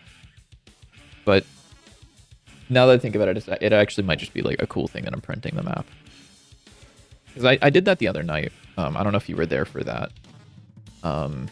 Which I can actually show you that really quickly. I forgot you weren't in the stream the other night. Yeah, so we can actually run this and you'll see that it'll print in the chat. So this is what I was actually printing the other night, where you can see a map. Yeah, no, sorry, I forgot you weren't there, that you didn't actually see me print the map, but this is what I did the other night. My apologies. But yeah, but now what I'm doing is I'm printing the difference or the distance from the player. And obviously I'm concatenating it just a little bit. Because the actual values are something like these are 70, you know, these are 60, these are 30, this is 0. Also, these are like -1s. So I guess I could also, let me do this really quickly because I kind of just want to. If val is less than 0, output string plus equals just that's like a dot, and then continue. Yeah, there we go. So now we can actually see the map and the Dijkstra value. So now I guess you'll be checking the values of each cell and rolling for enemies and items. So what I was thinking of doing was, like, we can see that this one has a bunch of numbers in the 40s. So we would assign this value a heat value of about like, this is probably like a value of like 42 or something like that. And so the enemies generated in this room would be generated with a heat index of 42. And then same thing here. The enemies here would be generated with like a heat index of 50. And then this is the player room. So, I mean, we know it's the player room. We can see that. But we don't need to generate anything in here except for like maybe enemies or potions. Yeah, I was thinking about averaging it for the room rather than... Because otherwise, if I just use the raw heat value, that means that like enemies could spawn in the hallway, and I don't really want that. I don't think. I kind of want enemies to be isolated to the room.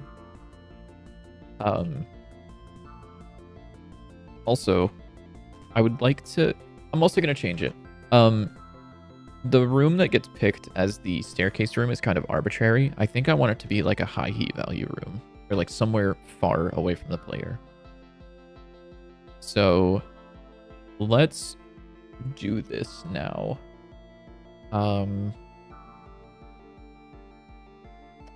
So how do I want to do this? I don't have like a room class. I do have BSP tree, which is where we're generating the rooms.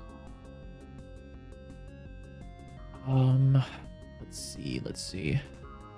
Hello, Danny. How's it going?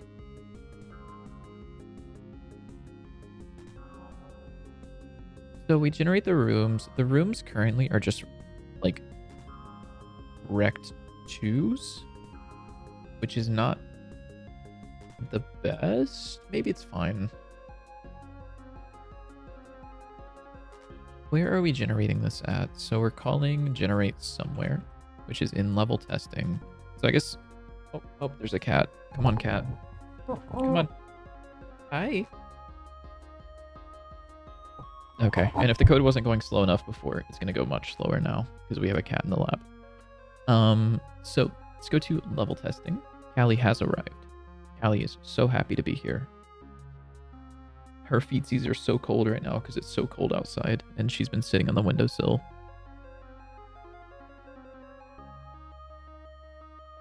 Sweet baby. Alright, do you want to get comfy instead of just like standing up staring at me? Get comfy already. I can't code until you put your head down, sweetie.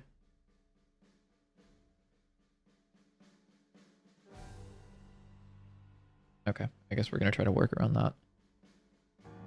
So when we generate the level, which is here, so we generate the level here.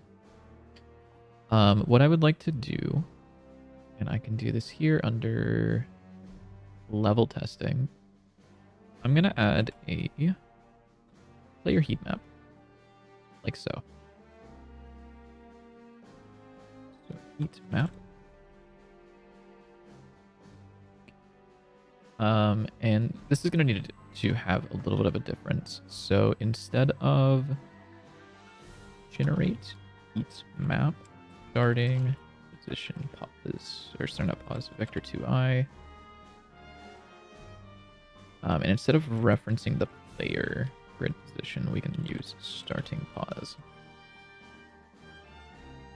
So here in the level generator, we grab the player starting room, and then we can use the center of that room. It will be rounded towards position. I don't know what that could ever mean, but okay. We can use the center of the room as the start for our generation. So we can say heat map dot generate heat map, and we can pass in room dot get center. So this should get us this should generate basically what we were doing before. So if I hit like F5, I think this should do the exact same thing that we saw before. Cool. No, that didn't work. Because of you. You shouldn't exist anymore. And you also don't belong in the player.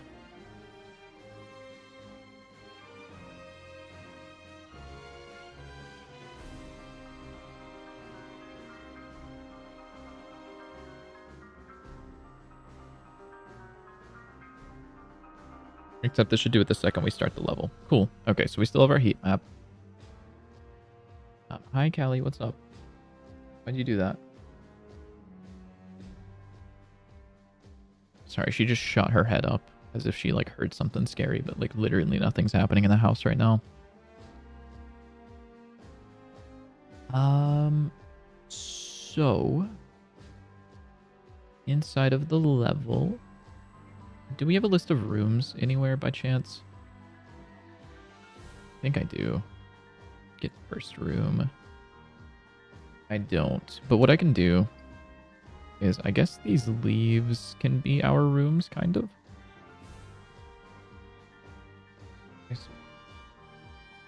Hey, Nicholas, how's it going?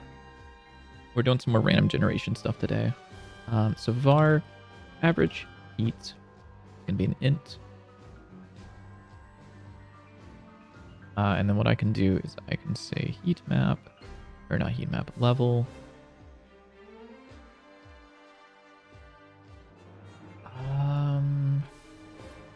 Does this... Yeah, okay, so this does stick around. This is persistent.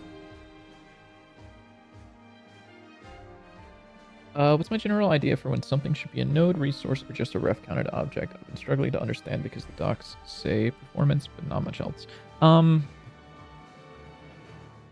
A lot of it can be really arbitrary. Like, for example, if it needs to interact with the world, obviously you want it to be a node. If you want it to be saved to disk and referenced later, and it's not a scene, you want it to be a resource. So those are kind of like the two, like, guaranteed. Like, I would never make these weapon resources, I would never make them nodes, because like that would be really fucking annoying because I'd have to save them as scenes. These are just like data objects that can be used later. Similarly, this can be kind of attached to anything.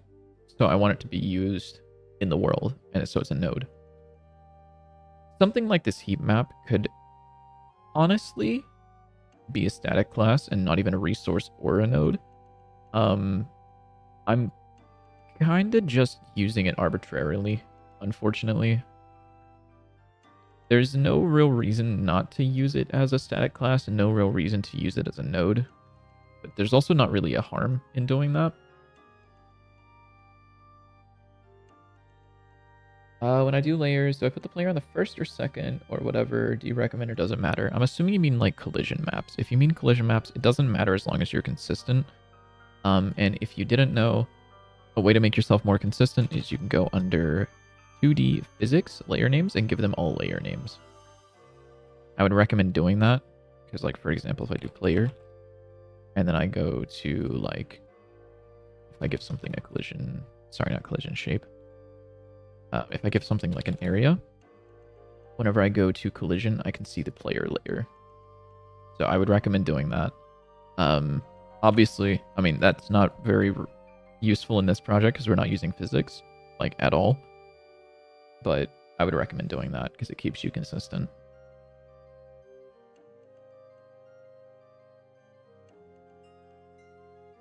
But yeah, as far as the actual number, it doesn't really matter. I guess I'll actually show this off since I'm sure that some of you don't know this, because I didn't for a long time. So if I want to interact with the physics layers inside of my node, I can do export flags 2D physics and save this to a variable called like collision, like my collision mask. It's an int. And whenever I use this, you can see that we now have an export out here that uses the same layers that we just talked about. And we can also set these as a default value by using binary. So 0B1 is this. 0B01, or sorry, 0B10 is 2, 3, 4, so on. You can set these as many flags as you want by combining those. And as you update this, this would actually update the value stored in this variable.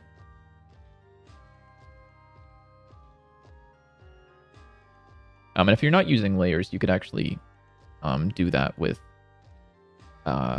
these layer names. Honestly, you could do it with render or navigation layers as well. Oh yeah, also, you can also do bitwise stuff. So this would be the same as doing layer 1. Or sorry, not. This would be the same as layer 1. This would be layer 2, 3, so on. Also, hey Potato, how's it going? The gang's all here. So, what was I doing? So we were generating the heat map, and then we were doing this. So I think what I'm going to do is I'm going to delegate it to the heat map, and I'm going to say heatmap.get room average, and I'm going to pass in the room. So for leaf in 3.leaves, which I think is what it's called. It is. We can generate this using the leaf.get room. We'll say leaf.average heat equals. So this is a function that doesn't exist yet.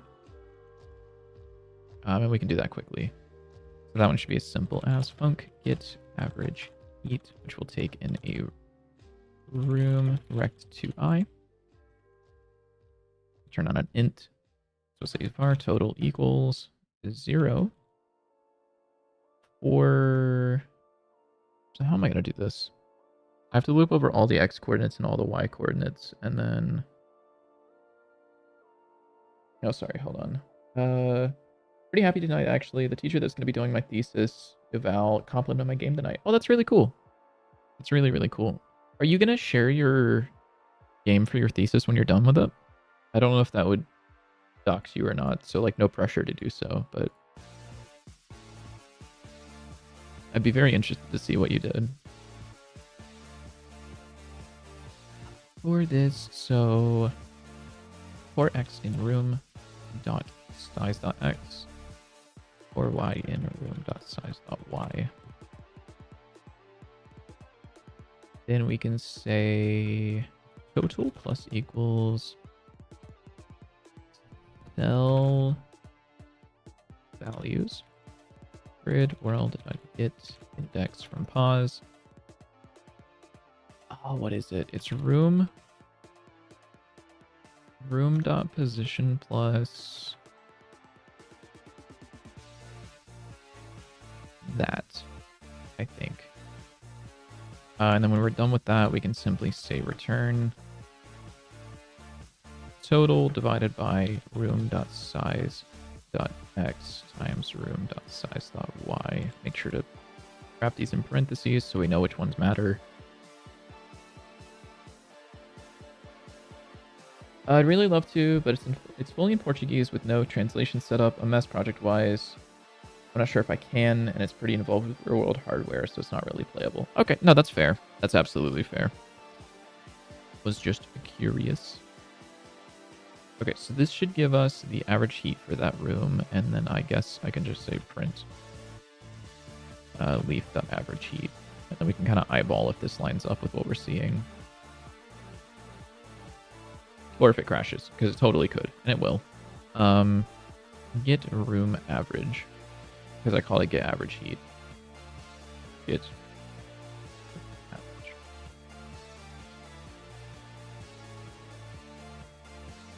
Hey, CCPRN over in Twitch, how's it going? Okay, so these look...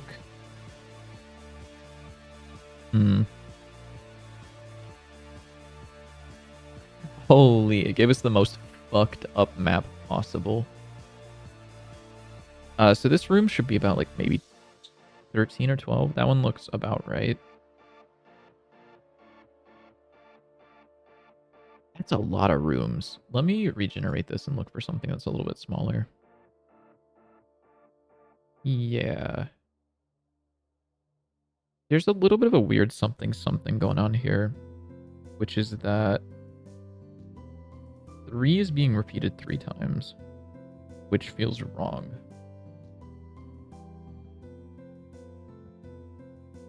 Ah, okay, I know the problem. I know exactly what it is.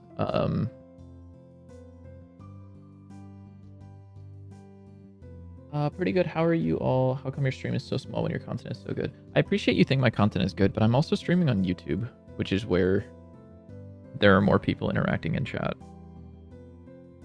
So yeah, I just get less viewers on Twitch, which is totally fine. Yeah, because a lot more people will just like see that I'm live in their subscriptions and come hang out. Oh, sorry, I missed your message, Potato. You might make a video of it for posterity's sake. That much is certain. Well, that's cool. If you're able to, then I'd be definitely down to watch it if you end up sharing it. So I know what's going on with this. So the problem is, that in level testing, so when we're looping over all the leaves are not, it's not all of the end leaves. So for example, if, what am I trying to say? So if a leaf was split, then that is still in the leaf array, and its two children are in the leaf array as well, I believe. So let's do something cool, I think. Yeah, Twitch for coding, I'm imagining, is not that great, but I'm not sure.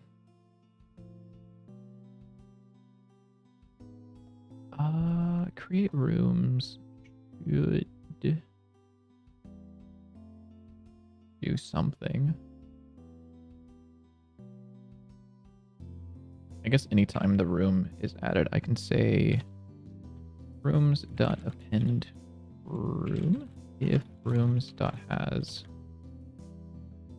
So if the rooms array doesn't have that, which is fine because we don't have that array currently, and then I can say var rooms to by array. I could actually make this even like a subclass. Class room var heat 0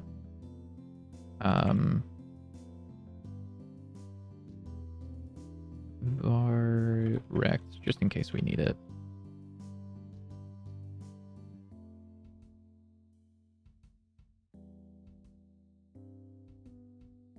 Oh, your watch over here. Okay, I mean, either or is fine.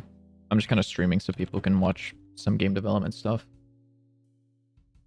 Var room.new. Yeah, okay. If not rooms.has r, then we can say rooms.append r. I guess that's not... this is gonna feel really gross. This is gonna feel really gross. And I'm sorry to do this. We're gonna make this a dictionary. I can't think of a much better way to do this other than...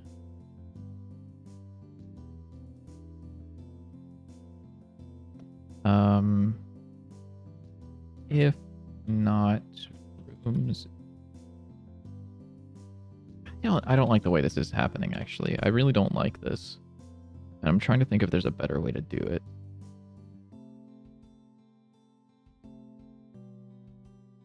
It might actually be fine to use an array. I don't know how that is exactly going to work, though.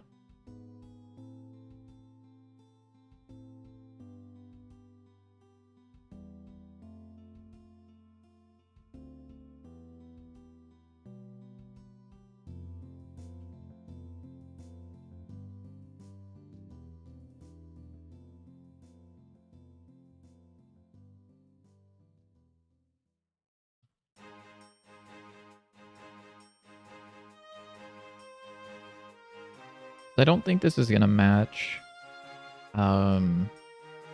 based on this, because I think this is not... If it has the value...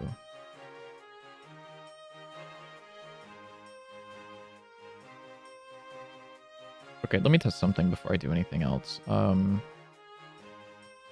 Let's test var value equals 5. So for example, if I were to say my tests is an array of test, if I say my tests dot end var test1 equals Test.new, set test1 value equal to 10. Test1.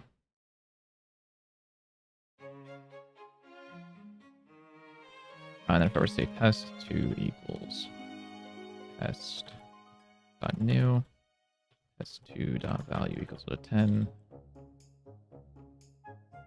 Print my test that has test2. I think this is going to say no, it doesn't. Because it's not the same object. It's got a similar value. Okay, well, we're going to have an issue, I guess. False. Okay, yeah. What was the issue? What's the problem? Yeah, okay. You're fine. I don't really care that much. So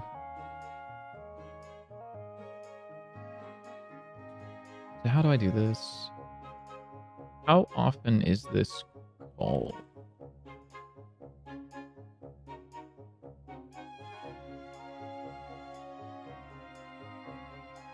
It doesn't have any duplicates. It does not have any duplicates. So maybe that's fine. Maybe I can just toss these on. And I don't even need...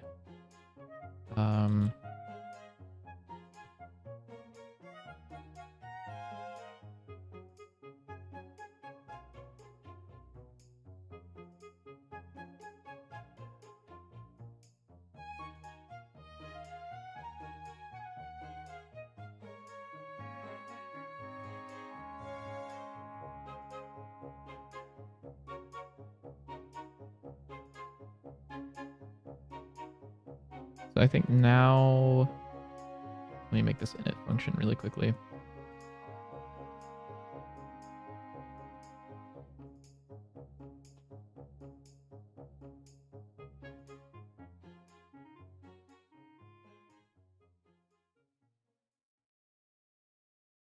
Okay, there we go. And then here, instead of looping over tree leaves, I can say for room in tree.rooms.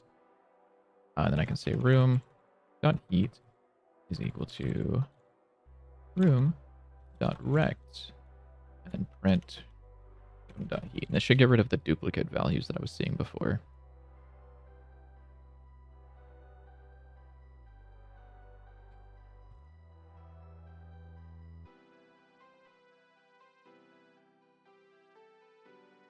Hopefully. Okay, cool. You're so right.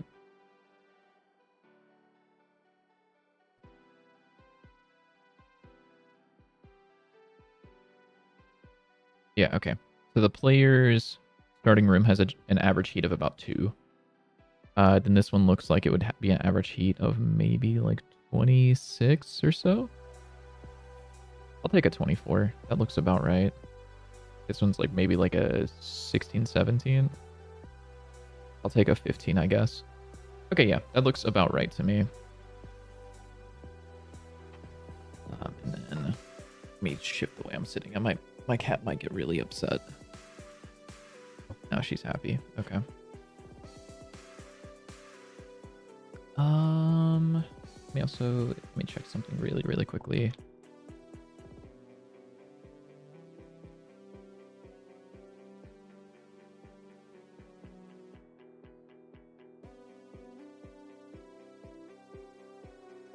Okay, cool. So now... Oh, now I have to do the actual game design part of this, which is like figuring out what I want to spawn there.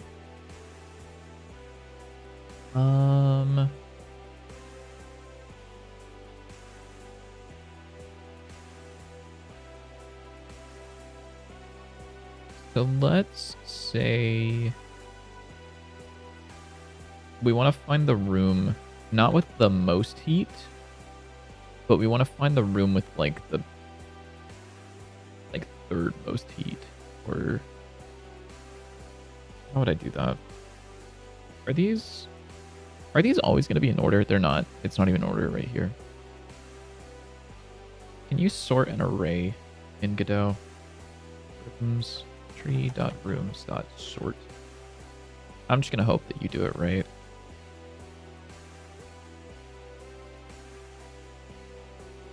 I know you're not going to. Yeah, you're ref counted. There's like a function for sorting, I think, right? Func underscore sort value. Hold on. Go custom sort. I've looked this up before.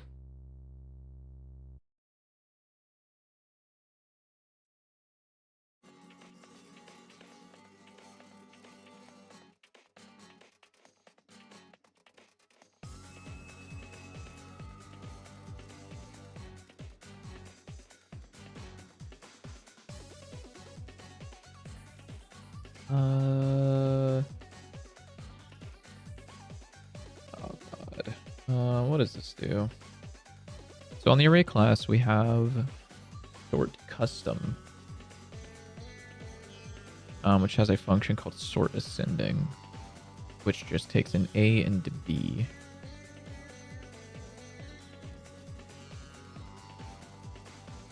This is a terrible example for this. I won't lie to you. That is a terrible example. Sort custom will take in a function that returns. So I think I can just do this. I also want to make a two-string really quickly. String, turn,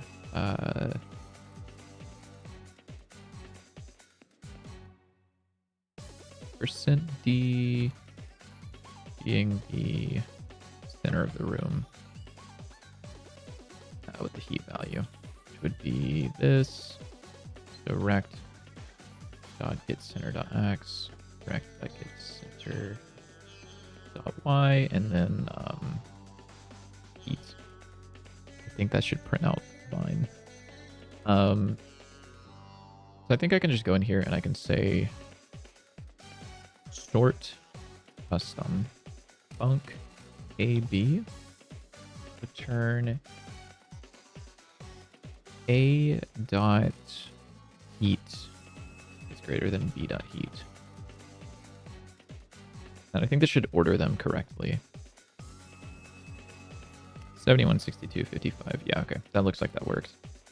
Except I want this to be the other way around. But so now what I can do is I can say pick one of the rooms from the end, like var end index is equal to rand I range between like 0 and 2, and then say tree dot rooms dot this tree dot rooms dot size minus end index should actually be 1 and 3. And that would be var end room.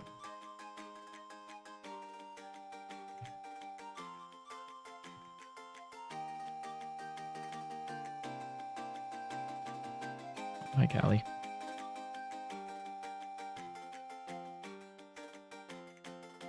So I think that should put the stairs at the last room, or one of the random rooms. So it's either in this room here, or I guess maybe this room here. I don't know which one. But it should basically guarantee that it wouldn't spawn in any of these rooms that aren't close to the furthest from the player.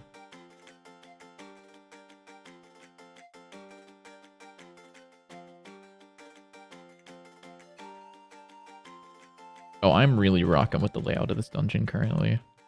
Okay, well, it's not here. So I know where it's at now. So I think there's a room right here, but it should generate at the one down here. I'd be very surprised if it didn't. And look at that. There's the stairs. And then we generate. And I can take a guess that it's either this room, or this room.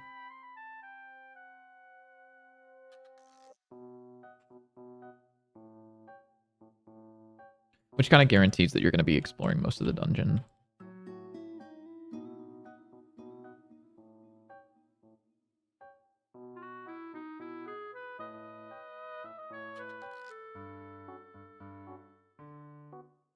Here it is. Cool. Okay, that's sick. So, what else do I want to do with this? Man, I don't even know. Unfortunately, I wrote down a bunch of ideas, but I don't know which, like, the actual implementation of these that I want to do. So I've marked them with average distance now. I don't have locked rooms. I was also thinking about, this is something I haven't mentioned yet. I was thinking about looking at these rooms and seeing, like, this room is like 7 by like 8. And having like some sort of prefab room made already that I can kind of like slot in there and then upgrade whatever that's inside of it. So what is this video? What is this? Damn. JW is having some insane amounts of fun with that motion library. Or motion, what is it called? Motion graphics library thing. Okay, so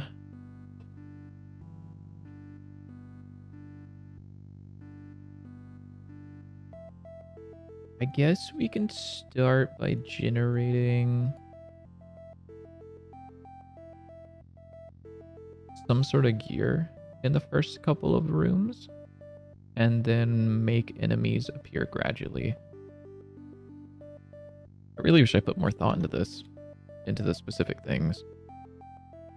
So let's start with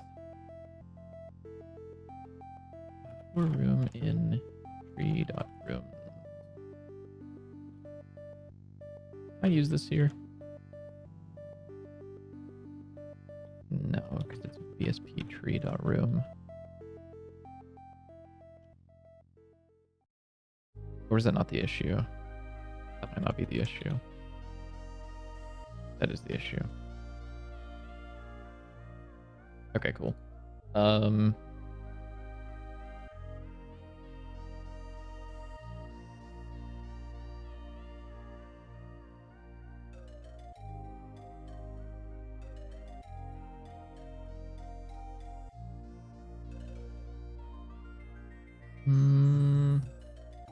What specific stuff do I want to put in here?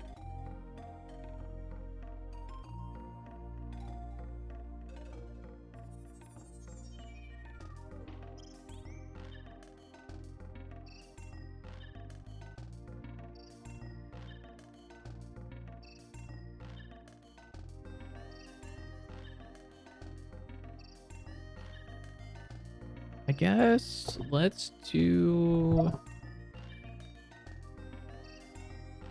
Here, let's make this easy to reuse later. By going under... Would it be a util? I guess it would be a util.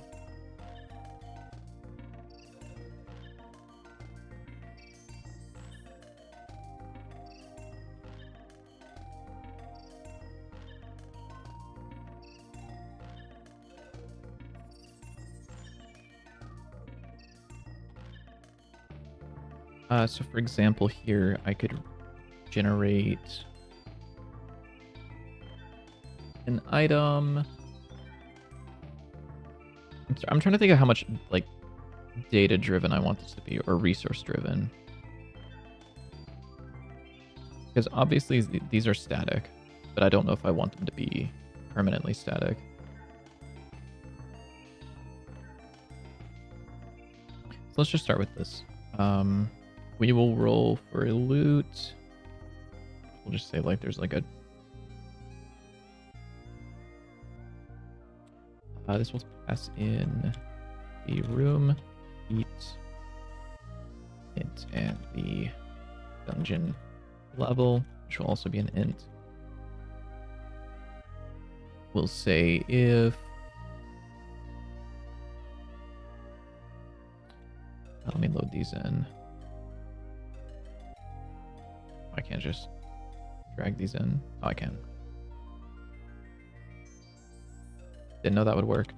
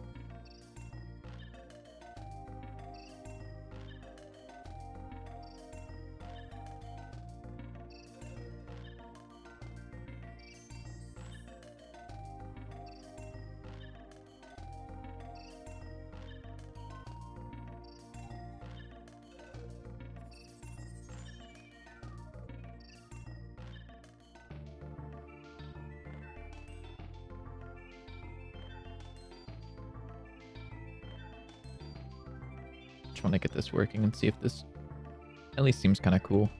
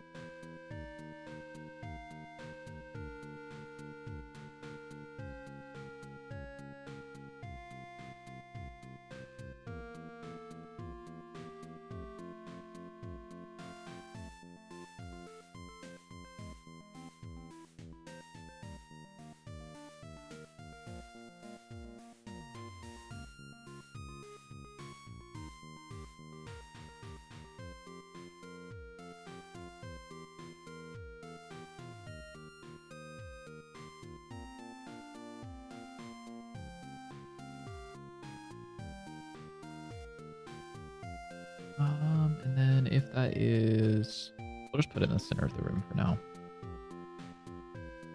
If condition is backwards, this one, if it's greater than 0.8, there should be like 20% chance that something generates. Unless is there another if statement in here? Oh yeah, you're right. This one. Because it would always match the first one. You're right. Thank you. I think this should at least generate something, unless it crashes immediately. Hey, check it out. It did. Oh yeah, sorry. Room.rack.getCenter. Cool. Okay, we'll see if any loot generated. Maybe there's like a chance that no loot generated at all, which would be kind of funny.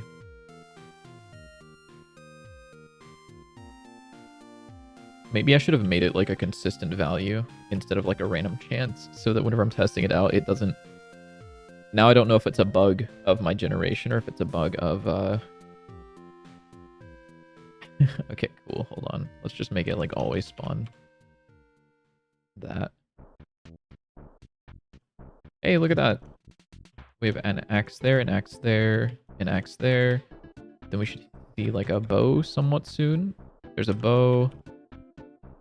Another bow. Cool. Okay, that works.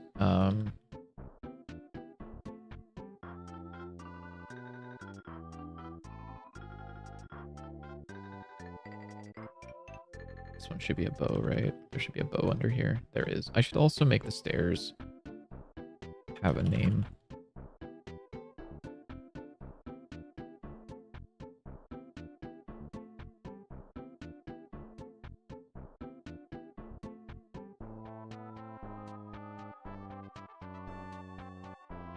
There we go.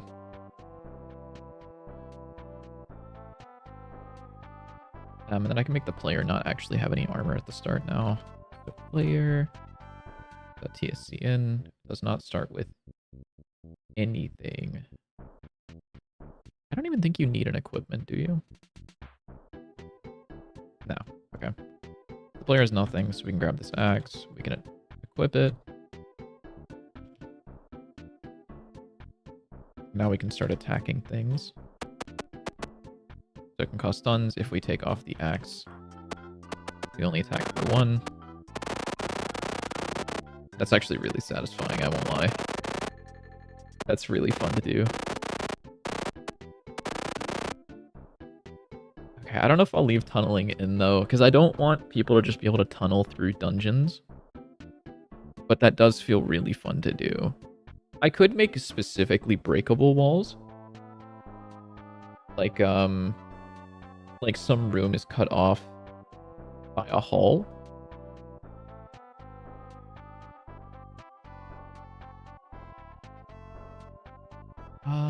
Okay. Now I need to do some more fun things. This is like the worst part of level or of game development is making the game fun. Holy shit, is that motherfucking cosmic sandwich?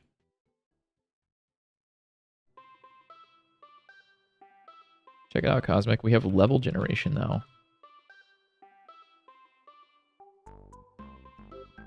Purely random. Except for ignore the item spawning at the center of the room. We also... the map is larger now. Because I felt like before it was terrible. We also have the ability, I can press W. Whoa. That wasn't supposed to happen. What was up with that? Why did it do that? Why did it do that?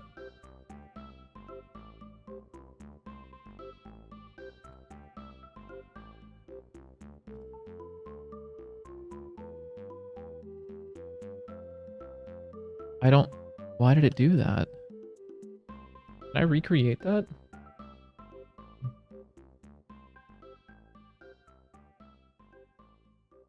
The generation is repeatable with seeds, so... seed... We'll just set it to 0. So if I go to the next level...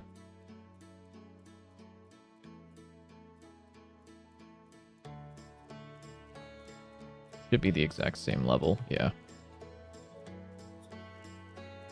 Yeah, it's the exact same. I don't know why my dude teleported. I won't lie, like I have no idea why he did that. I guess he can't see that square. Weird. I still need to add, I want to add that quality of life to where undiscovered things show up differently than discovered squares. You could technically play it with your mouse. I don't know if I want to leave in like the ability to just like eat walls. I might make some sort of compromise there. Like I might make locked rooms have like walls that you can't dig through. One of the walls have been working. I just don't know what was up with that. I don't know why it teleported me.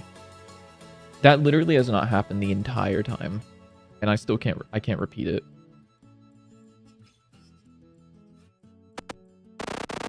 We're gonna tunnel through walls for just a second.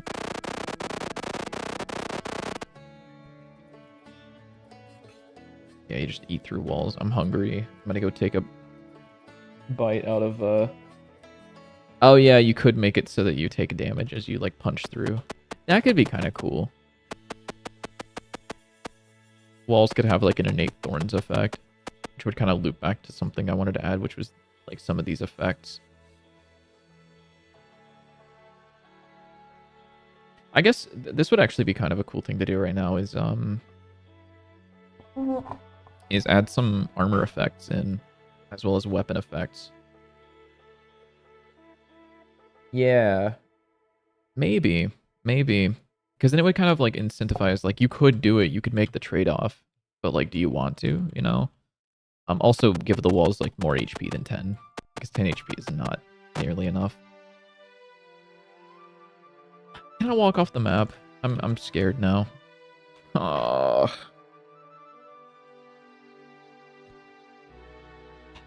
Dude. It crashes. If action grid world dot is inbounds action position return action. Yeah, all the code of it. I mean, I don't know if you want to take the code for it, but all of the code for it is public. I guess also I can show this. I didn't show this earlier, and I forgot to. I'm sorry, everyone. Any commits that I push up are automatically built to itch.io. So earlier we added, what did we add earlier? We added heat maps. Was there something else we added? We added auto walking. That's what we added whenever I pushed that up. So if I load this up, I didn't build this manually. I said I pushed up a commit to GitHub. And then if I walk through the level and I press W, I can click this and I will walk over there. So that was automatic.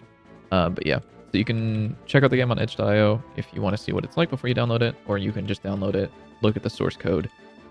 There's no promises about the source code being particularly pretty, but you know, it's another open source roguelike that I'm sure, you know, I'm sure there's not a whole lot of those in Godot. There's a lot of those in Godot.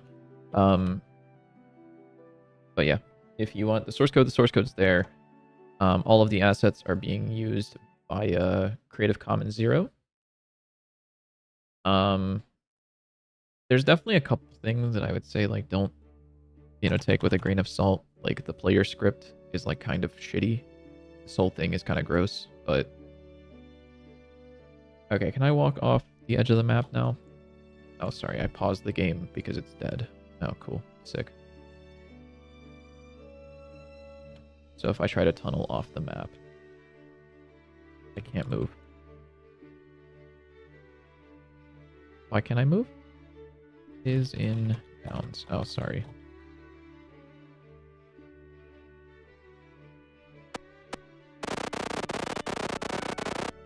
Okay, now I can't tunnel off the map anymore. Cool.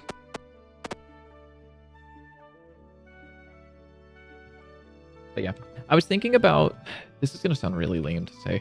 I was thinking about re-implementing this in like C#, and doing a couple of streams of just re-implementing it in C# to see how different it would feel. Because C# is more strongly typed. It has more robust language features than GDScript does. And it would be kind of like just porting it over, plus or minus a couple of issues. Why am I exploring this dungeon like I don't know exactly what this dungeon is going to look like? Okay, let's do some fun stuff, namely weapon and armor effects, I think. And no variants. C# does not have variants. It kind of does, because it works with Godot, but like the language itself doesn't, which is like really nice. It's funny you say that, Cosmic. I actually did rant about variants towards the start of the stream again. Oopsie. So let's do this. I'm going to git add.git commit -m basic map git push origin master, and then that should build over the next like about 5 minutes. Yeah, you can use GDScript variants, but you aren't forced to, thankfully. Unfortunately, everything in here is a variant, which really sucks. That's actually why I have Visual Studio Code open. As you can see, I'm already on the variant page. Also, are you... Wait, no. Did you say you were doing Deep Rock or not? I don't know how late you're going to be up.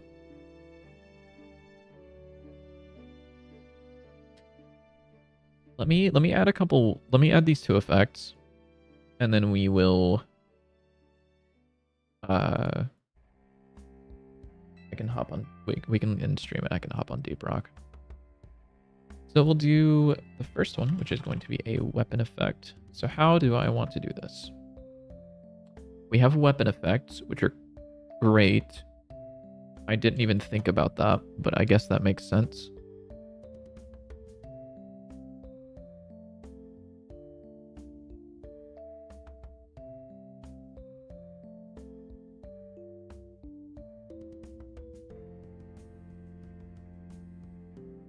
Speeder in my comp sci assignment. Lamau.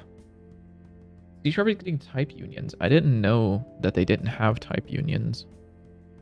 Did you know actually that Godot is getting something that C# doesn't have? Called traits. There's a little asterisk. I don't know if C# has traits. If they do, that's really cool. If they don't, suck it, C#. We're getting traits. I cannot wait for traits. I talked about that on Tuesday. And I'm going to keep talking about that. Actually, was there any update on that? We're checking it right now. I'm opening my email. There is no update other than a usability change from this morning. I am subscribed to that GitHub thread because I really want traits.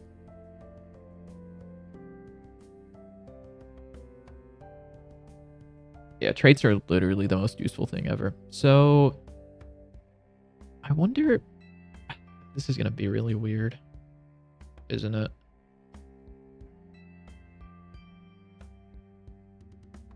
I guess what I could do, weapon effect, apply effect to the entity.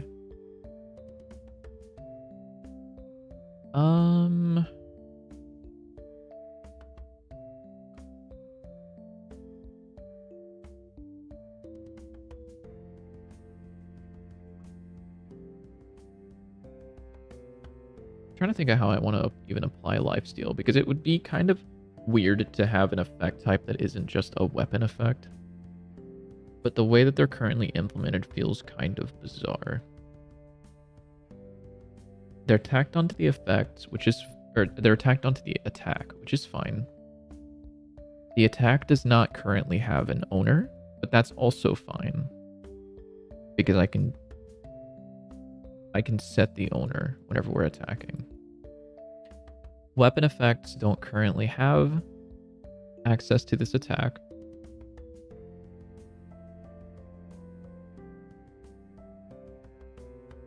So the weapon effect does not currently understand who owns it or who's applying it, which is fine. I can say owner because it's a resource and that's not already taken up. It'll be an entity, which will be null by default. Not all effects will have an owner.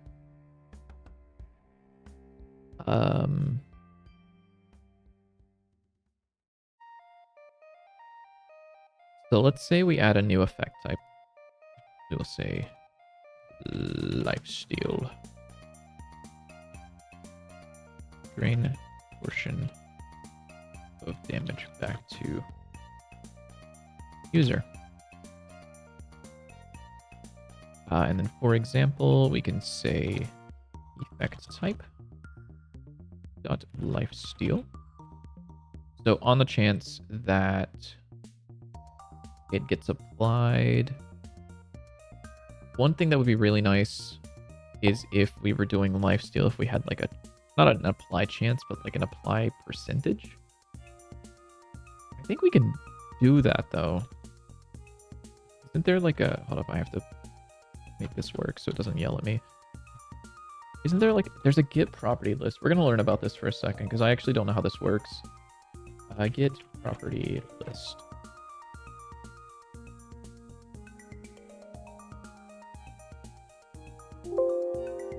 There should be, here we go. So Git property list by default. It's intended for advanced. The GDScript export enum. If you want to use customized export properties, use a validate property. Okay, I think this is what I want. Yeah, this is what I want. So func validate property. Why is this a dictionary?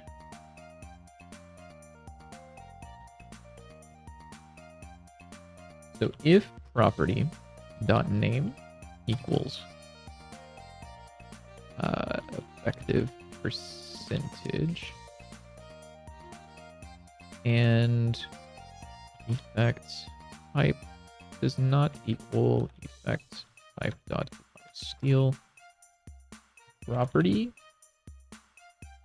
Oh, what are the, I wish you would tell me what you have. This is what I'm looking at, by the way. So I think what this is going to end up doing is I'm going to be able to turn off properties if it doesn't apply to the current effect. This dictionary contains the same contents as in Git property list.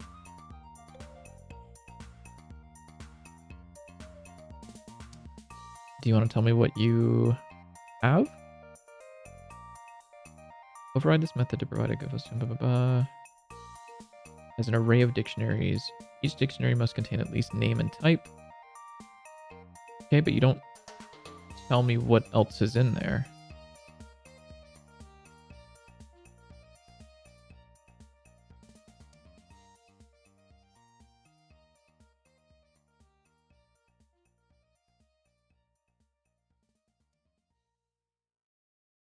Oh, here we go. So name, class name, type, hint string. So is it this or is it this? So hint. None if it has no editor hint. I think this is what I want. Otherwise...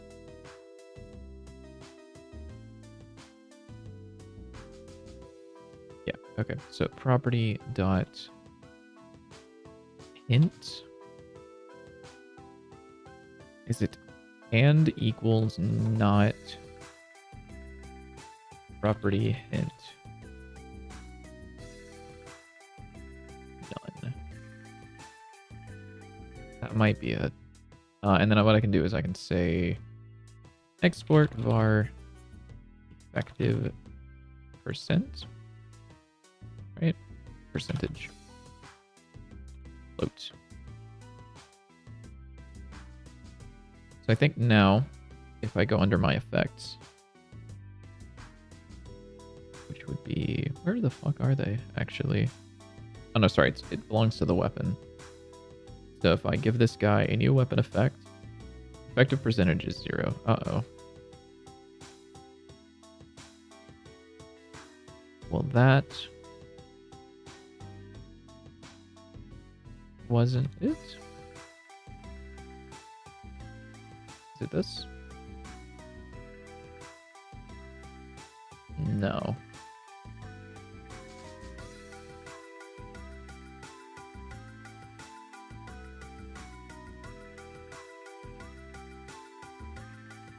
Oh, does this need to be on a tool script? This might need to be on a tool script, actually.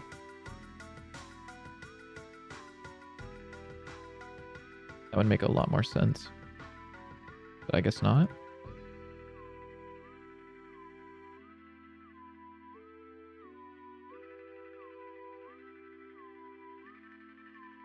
Has anyone worked with these? I'm going to keep looking at the docs. But I'm curious if anyone has worked with these and know how these work.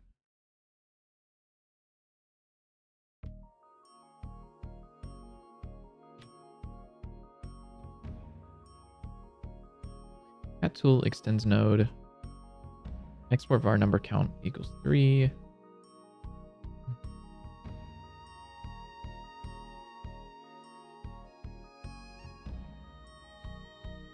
What if I just like did this? Property usage is property usage read only. Does this work? No. What if I reload the project? Because it could be this.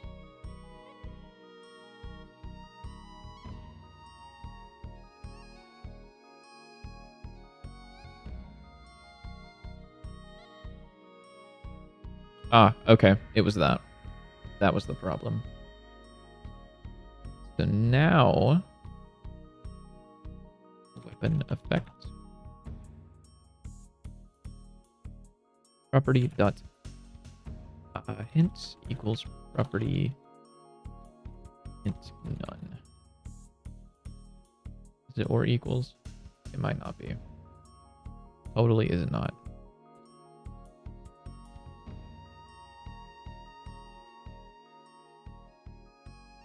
Okay, what other values do we have then?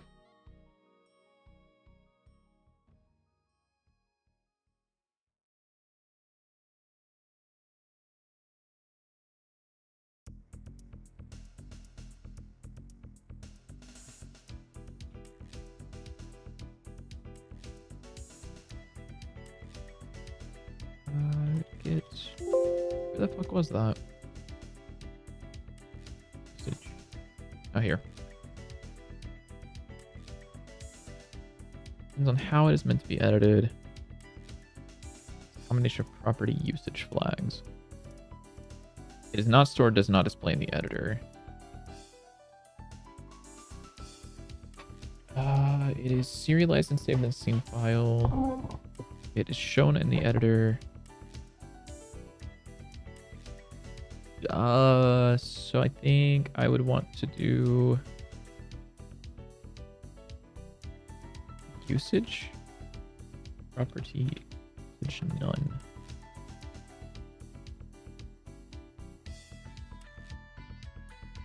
Nope.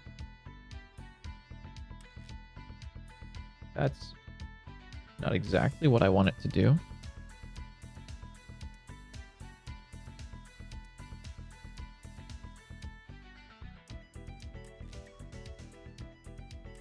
Ah, okay. Is there a way to force call that?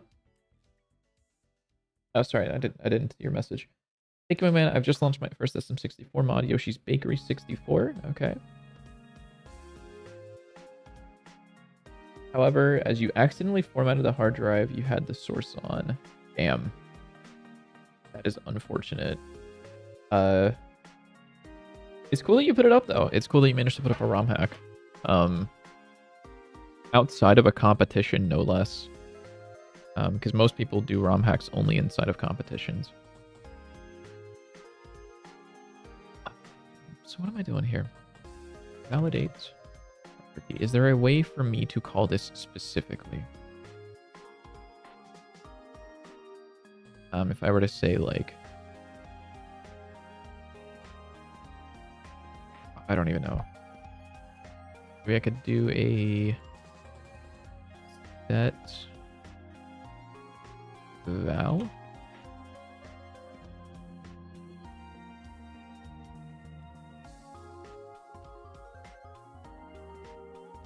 Oh no, that wouldn't do that.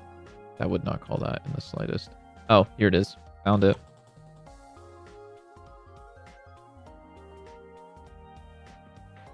Oh, look at that, dude. That's like perfect. And then I can say this should be an export range from 0 to 1.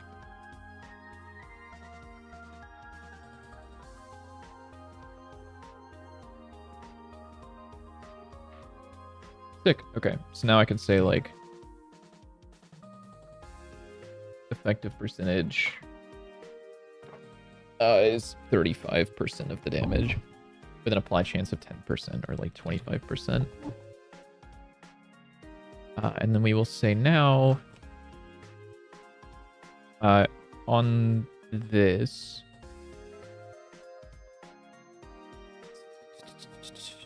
I would like to make this some sort of effect somehow that like handles itself, but maybe not.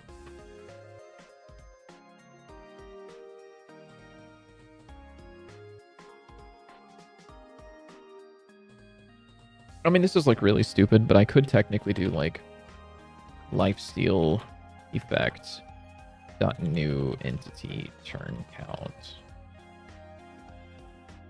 And then like the owner, and then call like dot tick effect, which would be really fucking stupid. So let's not do that. We'll just say for now like owner if randef range 0 1 greater than or less than effective percentage owner.help plus equals, or no, sorry, we're already checking that.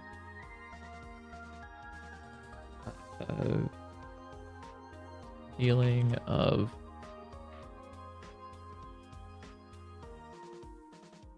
is this an attack? This is a weapon effect. Ah, shit. This is a weapon effect. This doesn't even take in damage. Oh, dude. I'm gonna have to think a lot about this.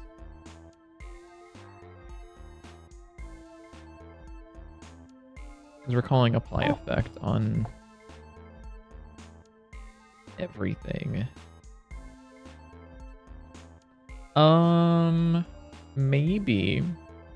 Maybe this is not how this is gonna work. Let's rethink this. Alright,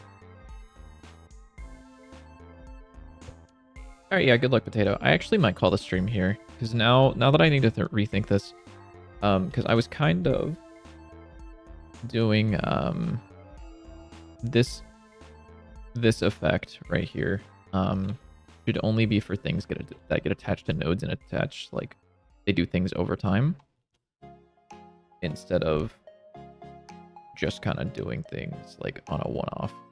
So I think I'm going to rethink this, but I'm going to call it for tonight. Even though I didn't do super as much as I wanted to, I think we're going to call that. Last thing I'll check is I'll make sure that it built fine. So I go stream roguelike. It should have the other things, but hey, let's go. What'd you do for your game jam game? I think I might have asked that on Tuesday, but I don't remember. Sorry, I have terrible memory. Okay, so it looks like this build, we have the weapons generating now. I really do like the Godot, or the auto build thing that's set up here. This does feel really, really nice. We can't do that. That's fine.